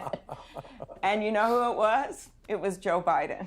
And that kind of goes to not only his kindness for calling me and being a mentor, but it also goes to how much he cares about our government and what people are saying, and that even when he's at home at night, he's watching and he cares. But Amy, we all want to know, did your mother watch the speech? I know. You remember the steak fry when we were waiting to go on? It worked out to where I was there the same time he was. And he pulled me aside at one point and he pointed to somebody who we both knew who was working on my campaign, but he'd known from before, and let me know that was somebody who'd gone through a family tragedy that Joe somehow knew about, and just thought it was important for me to know that about someone who was working with me. And I thought, over time I realized that was just basic to who he is, but that always stuck with me. Elizabeth, do you have any remembrances as well? I think the day I saw Joe the clearest was on the 1-year anniversary of the Boston Marathon bombing. And everyone, of course, was enormously honored to have the vice president here. But at some point in that speech, he shifted to the parent who had lost a child, to the man who had lost a wife, to someone who had experienced loss very personally. And he spoke to each of the families from the heart. That's phenomenal. I want to ask, what gets you excited about this idea of the inclusion of big ideas from all over the party into the future, into the next administration? The magic of Joe Biden is that everything he does becomes the new reasonable. If he comes with an ambitious plan to address climate change, all of a sudden, everyone's going to follow his lead. You can see it with him choosing Kamala, too. He wants to build the best team. Let's do it together. That's how we're going to rebuild this country. Corey, I'm so optimistic about our country right now, despite some very dark days for a lot of our fellow Americans, in large part because of what young people are doing right now. After the murder of Ahmaud Arbery and Breonna Taylor and George Floyd, young people, by and large, led these protests, and they did so in the absolute best traditions of this country, in the tradition of John Lewis. My optimism and my faith in this country is reflected in those young people and the way that Joe and Kamala are listening to them and incorporating their ideas and their urgency into the campaign that they're running and the administration that they're going to lead. And I often think some people who say they don't know if they're going to vote or not are saying that from a point of privilege that a lot of Americans don't have. There are so many things for lots of folks who live life on the margins that this election is going to decide. And maybe it's not a life or death issue for you, but we are all in this together. Absolutely. Corey, what I would say is that this is clearly the most important election in the modern history of this country. And Joe Biden, you have a human being who is empathetic, who is honest, who is decent. And at this particular moment in American history, my God, that is something that this country absolutely needs. And all of us, whether you're progressives, whether you're moderates or conservatives, have got to come together to defeat this president. Thanks for that, Bernie. I want to thank you all for joining us for this segment. I mean this sincerely. It was an honor to run against you. And it is even a greater honor to stand with you in support of Joe Biden and Kamala Harris. Good evening. I've never been much for partisan politics. I've supported Democrats, Republicans, and independents. Hell, I've actually been a Democrat, Republican, and independent. all about people. And the two people running for president couldn't be more different. One believes in facts, one does not. One listens to experts, the other thinks he knows everything. One looks forward and sees strength in America's diversity. The other looks backwards and sees immigrants as enemies and white supremacists as allies. Here's another difference. One has proven he knows how to handle a crisis by helping to lead the economic turnaround after the 2008 recession, while the other has not only failed to lead, he has made the current crisis much worse. When confronted with the biggest calamity any president has faced in the modern era, Donald Trump spent the year downplaying the threat, ignoring science, and recommending quack cures, which let COVID-19 spread much faster than it should have, leaving hundreds of thousands needlessly sick or dead. He has failed the American people catastrophically. 4 years ago, I came before this very convention and said, New Yorkers know a con when we see one. But tonight, I'm not asking you to vote against Donald Trump because he's a bad guy. I'm urging you to vote against him because he's done a bad job. Today, unemployment is at historic highs, and small businesses are struggling just to survive. It didn't have to be this way. Before I ran for mayor, I spent 20 years running a business I started from scratch. So I want to ask small business owners and their employees one question, and it's a question for everyone. Would you rehire or work for someone who ran your business into the ground and who always does what's best for him or her, even when it hurts the company, and whose reckless decisions put you in danger, and who spends more time tweeting than working? If the answer is no, why the hell would we ever rehire Donald Trump for another 4 years? Trump says we should vote for him because he's a great businessman? Really? He drove his companies into bankruptcy 6 times, always leaving behind customers and contractors who were cheated and swindled and stopped doing business with him. Well, this time, all of us are paying the price, and we can't let him get away with it again. Donald says we should vote for him because the economy was great before the virus? Huh? Biden and Obama created more jobs over their last 3 years than the Trump administration did over their first 3. And economic growth was higher under Biden and Obama than under Trump. In fact, while Biden helped save 1 million auto industry jobs, Trump has lost 250,000 manufacturing jobs. So when Trump says he wants to make America great again, he's making a pretty good case for Joe Biden. Look, our goal shouldn't be to bring back the pandemic economy. It should be, as Joe says, to build it back better. Joe's economic plan will create clean energy jobs that help fight another crisis that Trump is ignoring, climate change. And Joe will rebuild our crumbling roads and bridges, something Trump has incessantly talked about doing. But in the last 3.5 years, he hasn't done anything. What a joke. And let me tell you a little secret. Donald Trump's economic plan was to give a huge tax cut to guys like me who didn't need it, and then lie about it to everyone else. Well, Joe will roll back that tax cut that I got so we can fund things our whole country needs, like training for adults who have lost jobs, and making college more affordable, and investing in American research and development so that the products of tomorrow are made today by American workers. You know, growing up, I was taught to believe that America is the greatest country in the world, not because we won the Second World War, but because of why we fought it, for freedom, democracy, and equality. My favorite childhood book was called Johnny Tremaine, about a Boston boy who joins the Sons of Liberty at the dawn of the American Revolution. At the end of the book, Johnny stands on Lexington Commons and sees a nation that is, quote, green with spring, dreaming of the future. That's the America I know and love, and that's the America we are in danger of losing under this president. So let's put an end to this whole sorry chapter in American history and elect leaders who will bring integrity and stability, sanity, and competence back to the White House. Joe and Kamala, Go get them, for all of us.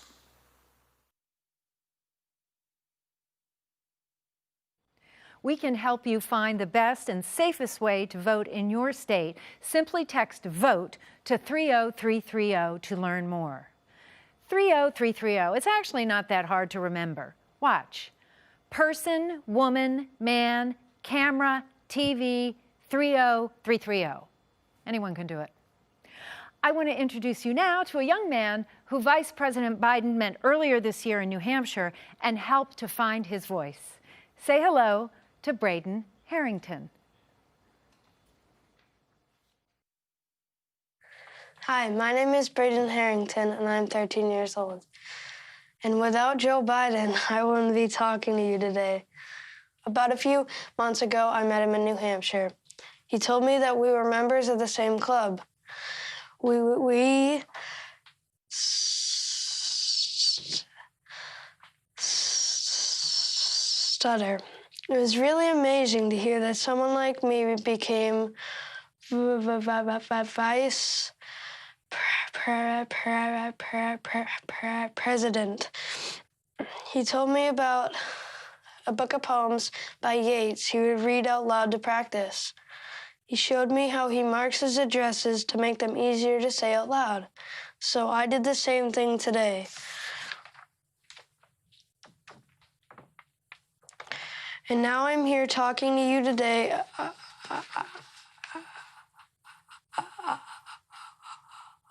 about the future, about our future. My family often says when the world feels better before talking about something normal, like going to the movies. We all want the world to feel better. We need the world to feel better. I'm just a regular kid, and in a short amount of time, Joe Biden made me more confident about something that's bothered me my whole life. Joe Biden cared. Imagine what he could do for all of us. Kids like me are counting on you to elect someone we can all look up to. Someone who cares. Someone who will make our country and the world feel better. We're counting on you to elect Joe Biden.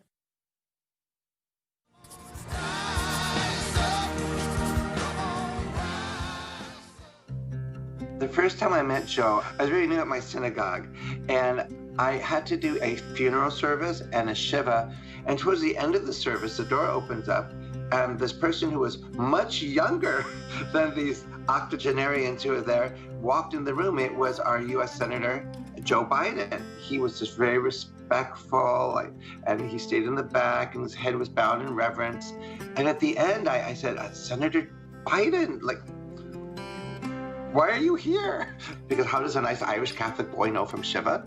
And what he said was just so lovely. He said, this dear lady gave $18 to my campaign from the very first time I started in 1972. So he wanted to show his respects by saying thank you.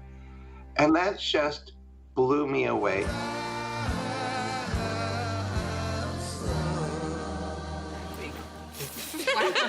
I think you guys might have thought we were smaller. Yeah. Granddaughter interview, take one. No, this is good. Okay. So what don't I know about your grandfather? He's always eating ice cream. Usually it's like vanilla with chocolate sprinkles. Vanilla on a regular night. No, chocolate chip in it. Yeah, chocolate and the Breyers that have half chocolate, half vanilla. He likes ice cream in hidden ways. Yeah. Eating it in the freezer so that he eats my it grandma facing the doesn't freezer. see. He hides it. How often does he call you? Every day. Yeah, every day. If we don't talk to him for a day, He'll ask what's wrong. Yeah, he'll think we're not a lot. He always calls with the same energy, even after he's just done 15 interviews in a row. Hi, Pop. I was just talking about you.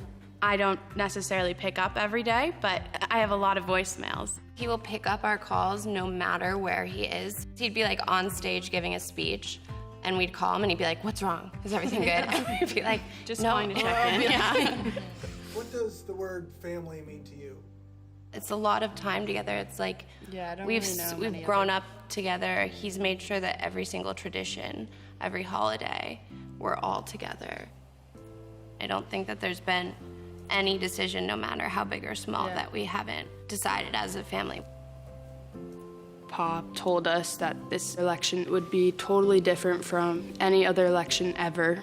He was worried how it would affect his kids. Whether or not we wanted to go through another campaign and be scrutinized by the press. There had been talks of a big meeting coming. It's normally called by the parents, I would say, but this time it was called by me. I came down from Penn, and Maisie came up from DC, and my cousins lived down the road. He thought we were calling a meeting sort of to discuss, whether or not we wanted him to, but really we were calling it to be get in that race, hurry up. We just knew that he had to run, and we weren't gonna take no as an answer. At the end of the day, I think we're all very happy we had that meeting. All right, well, when you get back there, give me a call to tell me how the whole thing went, okay? Okay, I will. I love you, baby. I love you too. We want to ensure that our kids live in a nation that is safe, happy, healthy, and fair. And so this election... We're voting for Joe Biden. Let's have a conversation with these kids. Let's do it. So, let's jump right in, shall we? What does jump in mean? Go for it. Mommy, I can't be quiet. Why? I don't want you to be quiet. You deserve to speak and say whatever it is that comes to your mind in this moment right now. Every election is important. This upcoming election is especially important. One, because the social injustices right now, racial inequality, but also because we have children. Excuse me, Mommy? Yes? I need to go to the bathroom. Okay. You want to go right now? Do you know where the president lives? In the White House, Washington, D.C. Do you know what the president's job is? To tell what happened to the world. That's good. That's a good one. Keep the environment safe. That is correct. As we say, that is correct.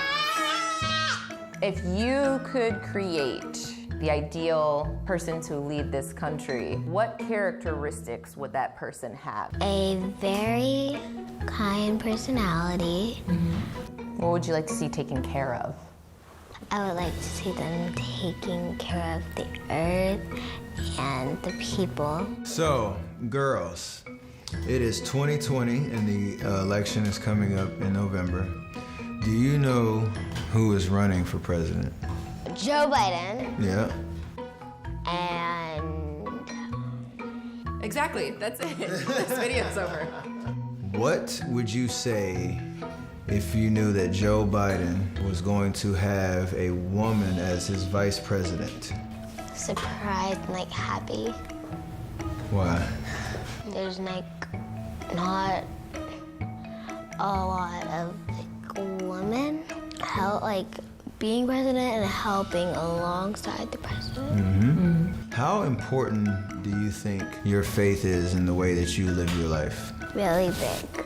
Because I'm grateful for all the things that I have and that I love my family. And with that said, everyone, we really thank you, one, for listening to this very candid conversation with our daughters. And we just want to encourage you to truly do your research, think about your own homes and what you'd like to see projected out into the world in the right direction.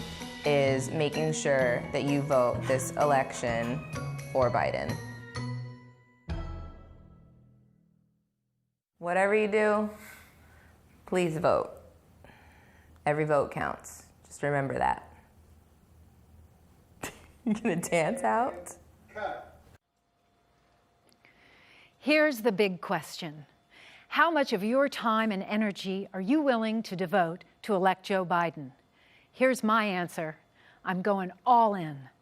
Look, elections can break your heart, but sometimes they can make you sing from the mountaintops. And this year, we're going to sing.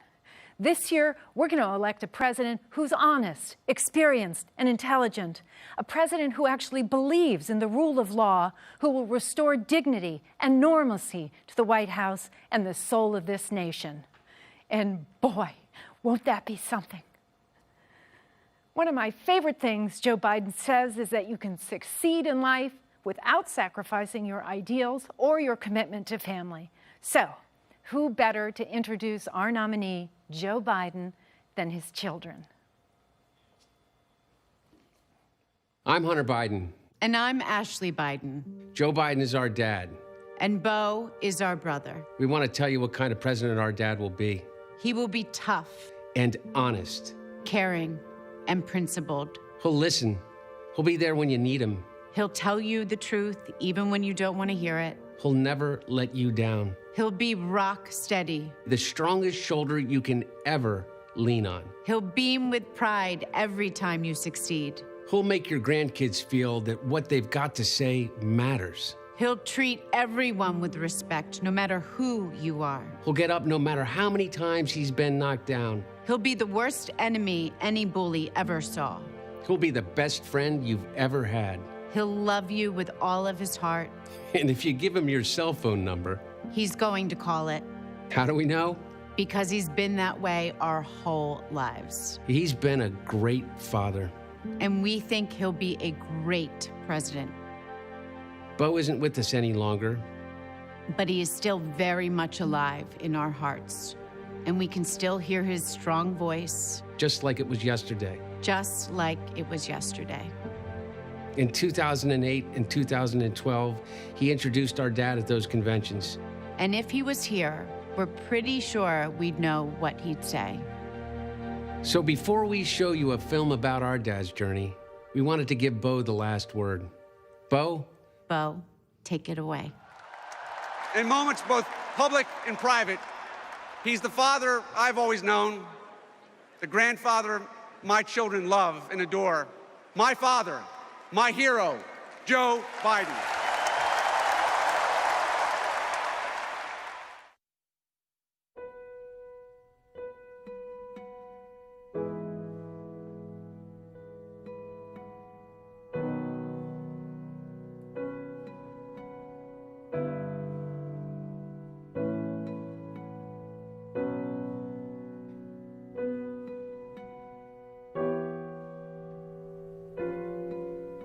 Our lives have been turned upside down, shattered and shaken.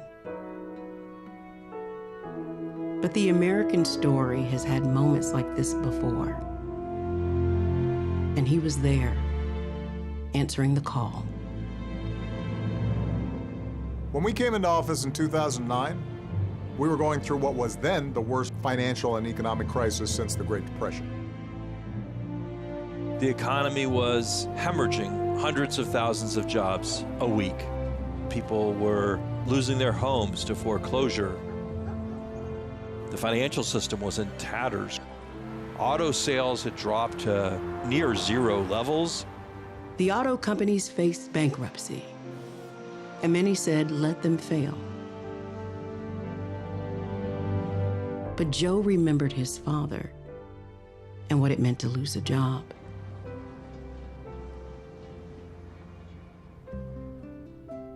The Finnegans and Bidens were Irish Catholic.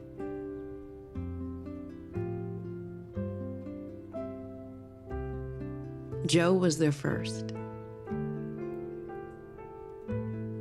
And then his sister Valerie. From the moment I opened my eyes, my big brother was there.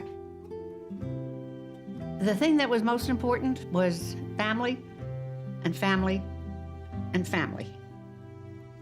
As the post-war boom faded, Joe's father struggled to find work in Scranton. But 140 miles south, there was a job cleaning boilers in Wilmington. There was a long stairway up to the second floor. Dad went up to Joey in our bedroom and saying, Joey, you gotta be a big boy. For the first time, Joe saw the heavy burden on a father. And it was a lesson he would never forget. The job is a lot more than a paycheck. It's about dignity. The country was losing tens of thousands of jobs a day, and they needed 3 votes to pass the economic rescue package. Joe Biden was handed the task of going to get those 3 Republican votes. Joe returned to the place where he had been so effective. Passionate argument, sympathetic listening, a willingness to make adjustments and accommodations to bring people on board. When the law finally passed, the president tapped his partner to run the program. Joe tracked every dollar, calling mayors and governors. Talking to them on the phone, one-on-one. He gave all of them his cell phone. And I watched him bring his heart to that job. It matters that you have in your mind the family that you're trying to reach, the neighborhood that you're trying to reach, the people whose lives are affected by what you do. The skills that had made him so effective had not come easy. When he entered school, there was a problem. Joe had a stutter. And it's mortifying. It allows that child to become an object of ridicule. When his teacher mimicked him and Joe ran home from school, his mother drove him back. Did you say to my son, Mr. Biden? The nun said, I was just trying to make a point. My mother stood up, all 5'2" of her. If you ever talk to my son like that again, I'll come back and rip that damn bonnet off your head. Do you understand me? Joey, go back to class. Joe resolved to overcome his stutter. Some letters are harder than others. And I used to get up at night and go stand in front of the mirror with a flashlight and practice. She'd make me look her in the eye. Look at me. Remember, Joey, you're the smartest boy in that class. Nobody's better than you, Joey. From having to deal with stuttering, it gave me insight into other people's pain, other people's suffering.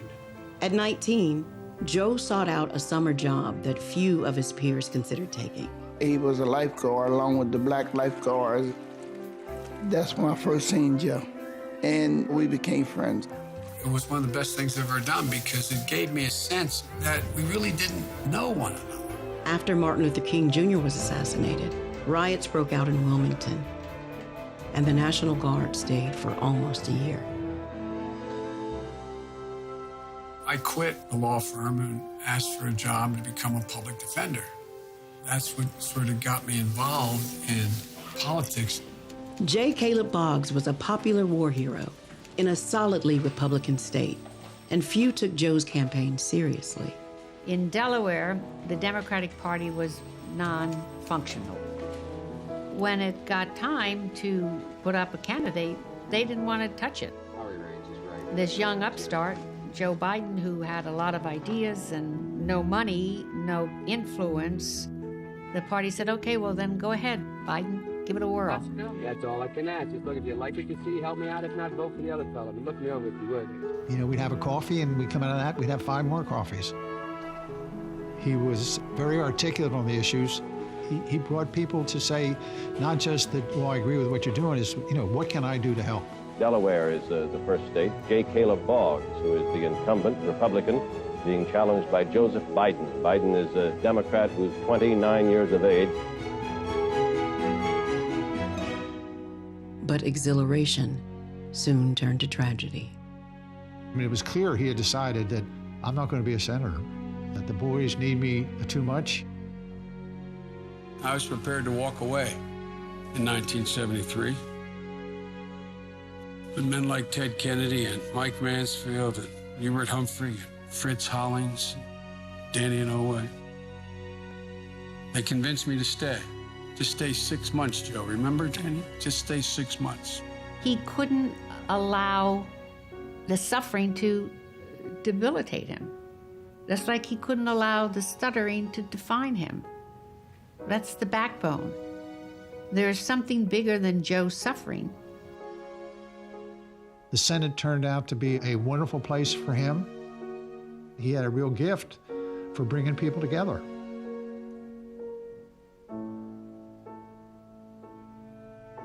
The 3 of them had a bond that was forged in sorrow and expanded into joy when Jill entered. They had built this beautiful family, this circle of trust. And then the extra gift of Ashley. Growing up, it was full of adventure, laughter, We do everything as a family, and we've always done everything as a family. He was always a good, loving father. I mean, there's nothing more important to Joe than his children. It's hard to explain how ever-present he was in our lives. You don't have to guess what my dad believes. A great benefit of being my father is that he doesn't have to contort himself into different people at different times. Beau was going to do fine things. I mean, he had it all. And then he got sick. The whole world tilted, and it felt like we were all falling off. Once again, Joe faced the unimaginable. My mother, she said, bravery resides in every heart, and someday it will be summoned.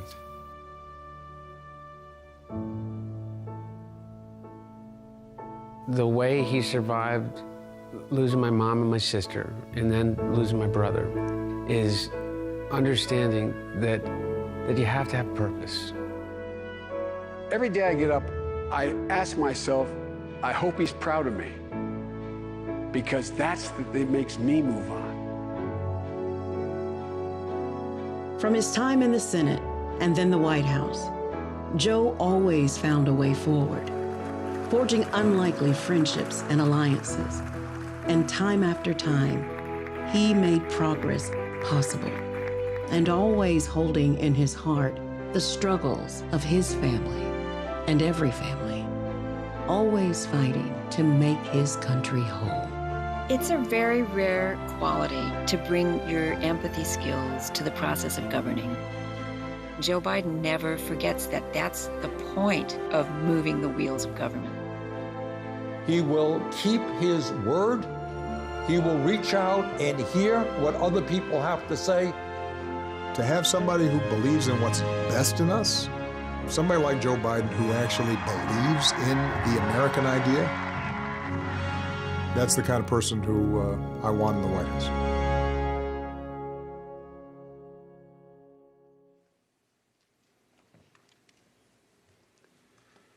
Good evening. Ella Baker, a giant of the civil rights movement, left us with this wisdom: give people light, and they will find the way. Give people light. Those are words for our time. The current president has cloaked American darkness for much too long.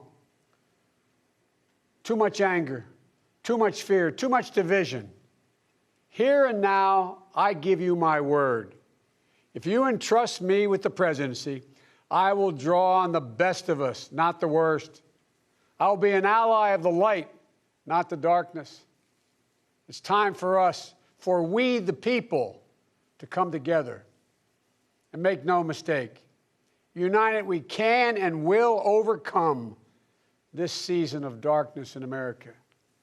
We'll choose hope over fear, facts over fiction, fairness over privilege. I'm a proud Democrat, and I'll be proud to carry the banner of our party into the general election. So it's with great honor and humility I accept this nomination for President of the United States of America. But while I'll be a Democratic candidate, I will be an American president. I'll work hard for those who didn't support me, as hard for them as I did for those who did vote for me. That's the job of a president, to represent all of us, not just our base or our party. This is not a partisan moment. This must be an American moment. It's a moment that calls for hope and light and love, hope for our future, light to see our way forward, and love for one another. America isn't just a collection of clashing interests of red states or blue states. We're so much bigger than that. We're so much better than that. You know, nearly a century ago, Franklin Roosevelt pledged a New Deal in a time of massive unemployment, uncertainty, and fear. Stricken by a disease, stricken by a virus, FDR insisted that he would recover and prevail, and he believed America could as well. And he did, and we can as well.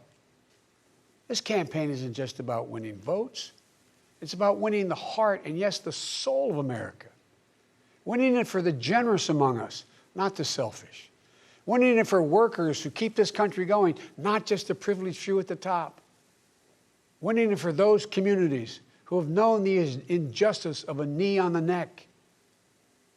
For all the young people who have known only America being rising inequity and shrinking opportunity, they deserve the experience of America's promise. They deserve to experience it in full. You know, no generation ever knows what history will ask of it. All we can ever know is whether we're ready when that moment arrives. And now history has delivered us to one of the most difficult moments America's ever faced. Four historic crises, all at the same time. A perfect storm. The worst pandemic in over 100 years. The worst economic crisis since the Great Depression. The most compelling call for racial justice since the 60s. And the undeniable realities and just the accelerating threats of climate change. So the question for us is simple. Are we ready? I believe we are. We must be. You know, all elections are important. But we know in our bones this one is more consequential. As many have said, America is at an inflection point. A time of real peril, but also of extraordinary possibilities. We can choose a path of becoming angrier, less hopeful, more divided, a path of shadow and suspicion, or we can choose a different path and together take this chance to heal, to reform, to unite, a path of hope and light. This is a life-changing election. This will determine what America is going to look like for a long, long time. Character is on the ballot. Compassion is on the ballot. Decency, science, democracy, they're all on the ballot. Who we are as a nation, what we stand for, and most importantly, who we want to be, that's all on the ballot. And the choice could not be more clear. No rhetoric is needed. Just judge this president on the facts. 5 million Americans infected by COVID-19. More than 170,000 Americans have died. By far the worst performance of any nation on earth. More than 50 million people have filed for unemployment this year. More than 10 million people are going to lose their health insurance this year. Nearly 1 in 6 small businesses have closed this year. And this president, if he's reelected, you know what will happen. Cases and deaths will remain far too high.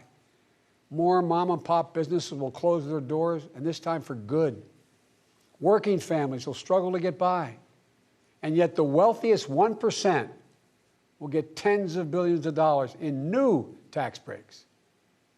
And the assault on the Affordable Care Act will continue until it's destroyed, taking insurance away from more than 20 million people, including more than 15 million people on Medicaid, and getting rid of the protections that President Obama worked so hard to get passed for people who have 100 million more people who have pre-existing conditions. And speaking of President Obama, a man I was honored to serve alongside for 8 years as vice president, let me take this moment to say something we don't say nearly enough. Thank you, Mr. President. You were a great president, a president our children could and did look up to. No one's going to say that about the current occupant of the White House. What we know about this president is if he's given 4 more years, he'll be what he's been for the last 4 years. A president who takes no responsibility, refuses to lead, blames others, cozies up to dictators, and fans the flames of hate and division. He'll wake up every day believing the job is all about him, never about you. Is that the American you want for you, your family, your children? I see a different America, one that's generous and strong, selfless and humble. It's an America we can rebuild together. As president, the first step I will take were to get control of the virus that has ruined so many lives. Because I understand something this president hasn't from the beginning. We will never get our economy back on track. We will never get our kids safely back in schools. We'll never have our lives back until we deal with this virus. The tragedy of where we are today is it didn't have to be this bad. Just look around. It's not this bad in Canada or Europe or Japan or almost anywhere else in the world. And the president keeps telling us the virus is going to disappear. He keeps waiting for a miracle. Well, I have news for him. No miracle is coming. We lead the world in confirmed cases. We lead the world in deaths. Our economy is in tatters, with Black, Latino, Asian American, Native American communities bearing the brunt of it. And after all this time, the president still does not have a plan. Well, I do. If I'm your president, on day one, we'll implement the national strategy I've been laying out since March. We'll develop and deploy rapid tests with results available immediately. We'll make the medical supplies and protective equipment that our country needs. And we'll make them here in America, so we will never again be at the mercy of China or other foreign countries in order to protect our own people. We'll make sure our schools have the resources they need to be open, safe, and effective. We'll put politics aside. We'll take the muzzle off our experts so the public gets the information they need and deserve. Honest, unvarnished truth. They can handle it. We'll have a national mandate to wear masks, not as a burden, but as a patriotic duty to protect one another. In short, we'll do what we should have done from the very beginning. Our current president has failed in his most basic duty to the nation. He's failed to protect us. He's failed to protect America. And my fellow Americans, that is unforgivable. As president, I'll make you a promise. I'll protect America. I will defend us from every attack, seen and unseen, always, without exception, every time. Look, I understand. I understand how hard it is to have any hope right now. On this summer night, let me take a moment to speak to those of you who have lost the most. I have some idea how it feels to lose someone you love. I know that deep black hole that opens up in the middle of your chest and you feel like you're being sucked into it. I know how mean and cruel and unfair life can be sometimes. But I've learned two things. First, your loved one may have left this earth, but they'll never leave your heart. They'll always be with you. You'll always hear them. And second, I found the best way through pain and loss and grief is to find purpose. As God's children, each of us have a purpose in our lives. We have a great purpose as a nation to open the doors of opportunity to all Americans, to save our democracy, to be a light to the world once again, and finally to live up to and make real the words written in the sacred documents that founded this nation, that all men and women are created equal, endowed by their Creator with certain inalienable rights, among them life, liberty, and the pursuit of happiness. You know, my dad was an honorable, decent man. He got knocked down a few times pretty hard, but he always got back up. He worked hard, and he built a great middle-class life for our family. He used to say, Joey, I don't expect the government to solve my problems, but I sure in hell expect them to understand them. And then he'd say, Joey, a job is about a lot more than a paycheck. It's about your dignity. It's about respect. It's about your place in the community. It's about being able to look your kid in the eye and say, honey, it's going to be okay, and mean it. I've never forgotten those lessons. That's why my economic plan is all about jobs, dignity, respect, and community. Together we can and will rebuild our economy. And when we do, we'll not only build back, we'll build back better. With modern roads, bridges, highways, broadband, ports and airports as a new foundation for economic growth, with pipes that transport clean water to every community, with 5 million new manufacturing and technology jobs so the future is made in America, with a healthcare system that lowers premiums, deductibles, drug prices, by building on the Affordable Care Act he's trying to rip away, with an education system that trains our people for the best jobs of the 21st century. There's not a single thing American workers can't do. And where cost doesn't prevent young people from going to college and student debt doesn't crush them when they get out. With a child care and elder care system that makes it possible for parents to go to work and for the elderly to stay in their homes with dignity. With an immigration system that powers our economy and reflects our values. And with newly empowered labor unions. They're the ones that built the middle class. With equal pay for women, with rising wages you can raise a child on, a family on. And yes, we're going to do more than praise our essential workers. We're finally going to pay them. Pay them. We can and we will deal with climate change. It's not only a crisis, it's an enormous opportunity.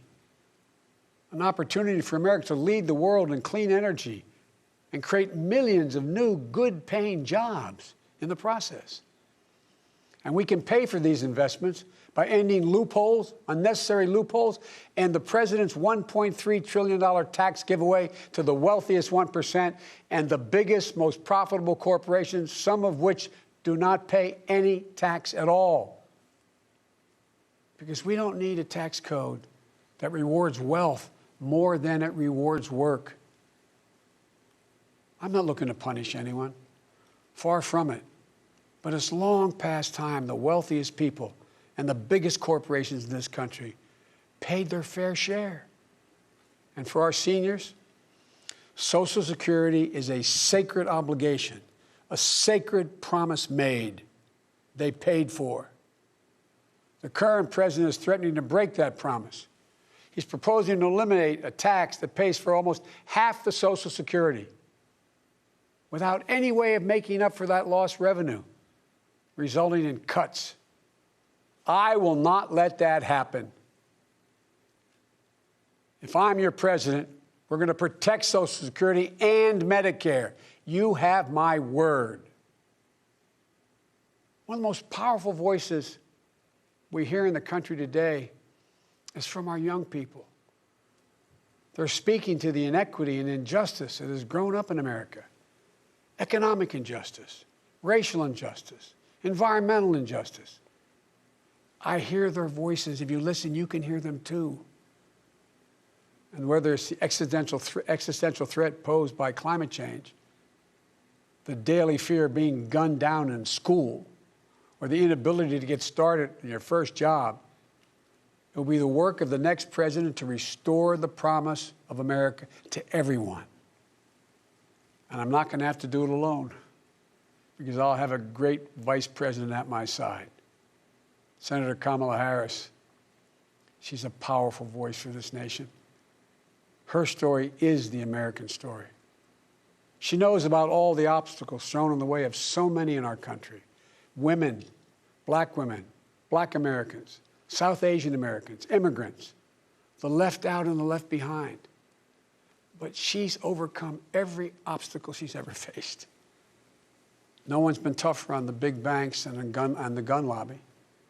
No one's been tougher in calling out the current administration for its extremism, its failure to follow the law, its failure to simply tell the truth. Kamala and I both draw from our families. That's where we get our strength. For Kamala, it's Doug and their families. For me, it's Jill and ours. I've said many times, no man deserves one great love in his life, let alone two. But I've known two. After losing my first wife in that car accident, Jill came into my life. She put our family back together. She's an educator, a mom, a military mom, and an unstoppable force. If she puts her mind to it, just get out of the way. She's going to get it done. She was a great second lady, and I know she'll make a great first lady for this nation. She loves this country so much. And I'll always have the strength that can only come from family. Hunter, Ashley, all our grandchildren, my brothers, my sister, they give me courage. They lift me up while he's no longer with us. Beau inspires me every day. Beau served our nation in uniform. A year in Iraq, a decorated Iraqi war veteran. So I take very personally the profound responsibility of serving as Commander-in-Chief. I'll be a president who will stand with our allies and friends and make it clear to our adversaries the days of cozying up to dictators is over. Under President Biden, America will not turn a blind eye to Russian bounties on the heads of American soldiers.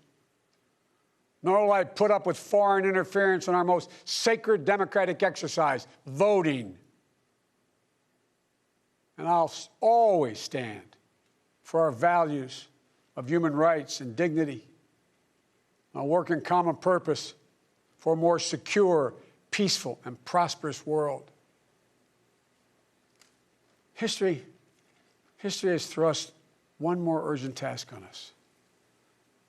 Will we be the generation that finally wipes out the stain of racism from our national character? I believe we're up to it. I believe we're ready. Just a week ago yesterday was the 3rd anniversary of the events in Charlottesville. Close your eyes. Remember what you saw on television. Remember seeing those neo-Nazis and Klansmen and white supremacists coming out of fields with lighted torches, veins bulging, spewing the same anti-Semitic bile heard across Europe in the 30s. Remember the violent clash that ensued between those spreading hate and those with the courage to stand against it. And remember what the president said when asked? He said there were, quote, very fine people on both sides. It was a wake-up call for us as a country, and for me, a call to action. At that moment, I knew I'd have to run, because my father taught us that silence was complicity, and I could never remain silent or complicit. At the time, I said we're in the battle for the soul of this nation. And we are. You know, one of the most important conversations I've had this entire campaign, it was with someone who was much too young to vote. I met with 6-year-old Gianna Floyd the day before her daddy, George Floyd, was laid to rest. She's an incredibly brave little girl. And I'll never forget it. When I leaned down to speak to her, she looked in my eyes and she said, and I quote, "Daddy changed the world. Daddy changed the world." Her words burrowed deep into my heart. Maybe George Floyd's murder was a breaking point. Maybe John Lewis's passing the inspiration. But however it's come to be, however it's happened, America's ready, in John's words, to lay down, quote, the heavy burden of hate at last, and to end the hard work of rooting out our systemic racism. You know, American history tells us that it's been in our darkest moments that we've made our greatest progress, that we found the light. In this dark moment, I believe we're poised to make great progress again, that we can find the light once more. You know, many people have heard me say this, but I've always believed you can define America in one word: possibilities. The defining feature of America: everything is possible. That in America, everyone, and I mean everyone, should be given an opportunity to go as far as their dreams and God-given ability will take them. We can never lose that. In times as challenging as these, I believe there's only one way forward. As a united America, united in our pursuit of a more perfect union, united in our dreams of a better future for us and for our children, united in our determination to make the coming years bright. Are you ready? I believe we are.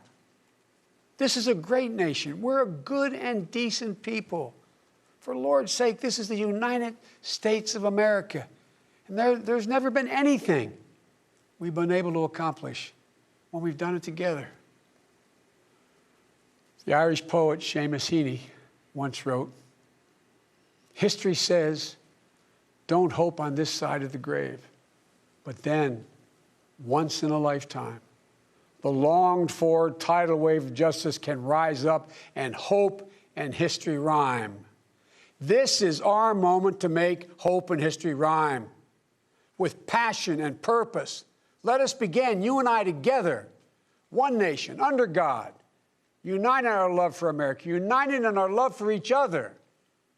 For love is more powerful than hate, hope is more powerful than fear, and light is more powerful than dark. This is our moment.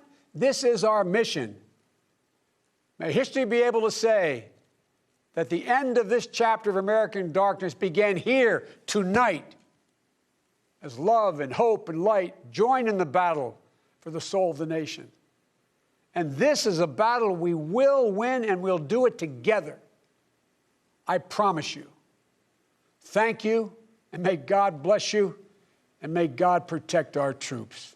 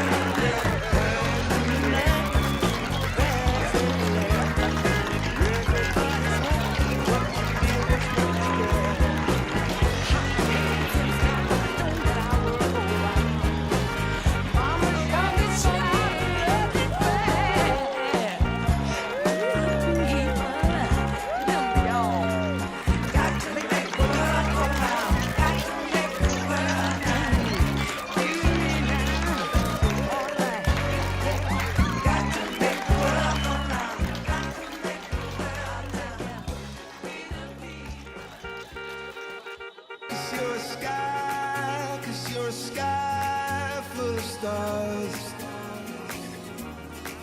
I wanna die in your arms. Cause you get lighter the more it gets dark. I'm gonna give you my heart. I don't care, go on and tear me apart. I don't care if you do.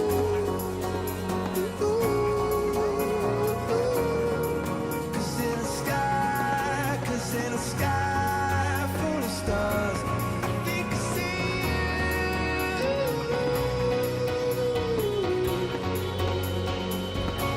I think I see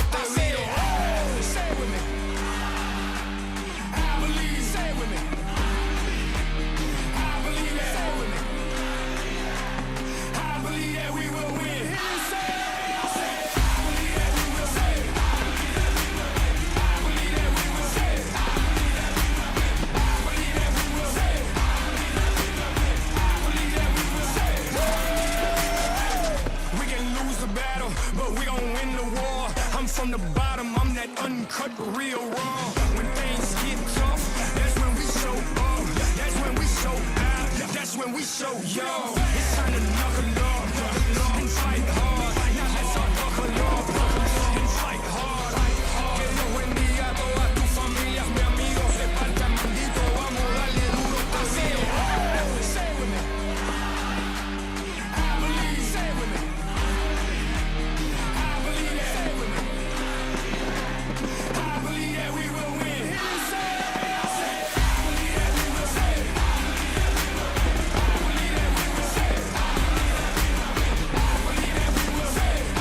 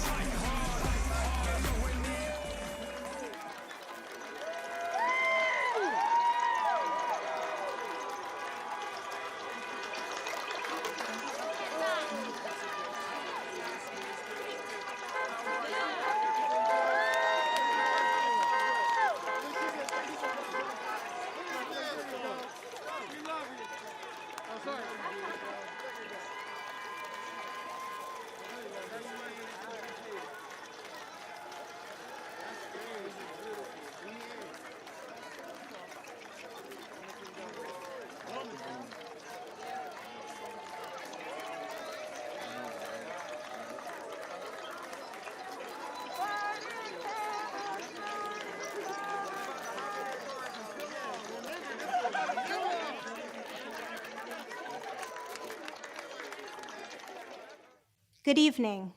I'm Rabbi Lauren Birkin. Please pray with me.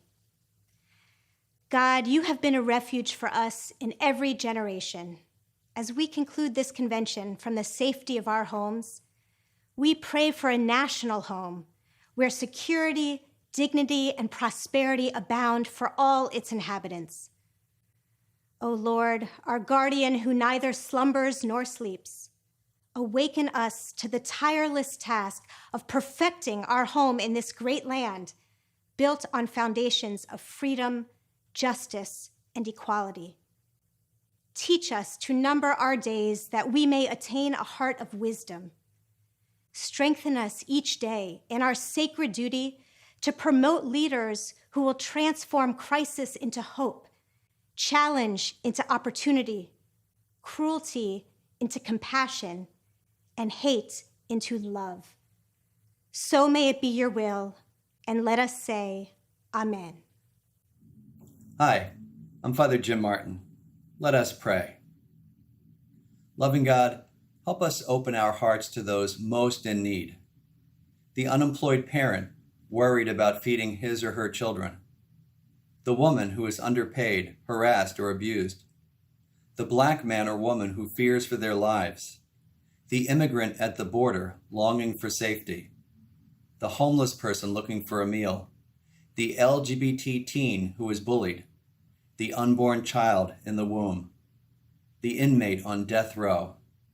Help us to be a nation where every life is sacred, all people are loved, and all are welcome. Amen. Peace be unto you all. Assalamu alaikum. I am Al-Hajj Talib Abdul Rashid, Imam of the Mosque of Islamic Brotherhood, Incorporated, located in New York City. Bismillahir-Rahmanir-Rahim. In the name of Allah, the merciful, the compassionate God. Ya Ilahun Nas, O God of mankind. Send us forth this night, we pray, inspired with the courage to transform ourselves and our society.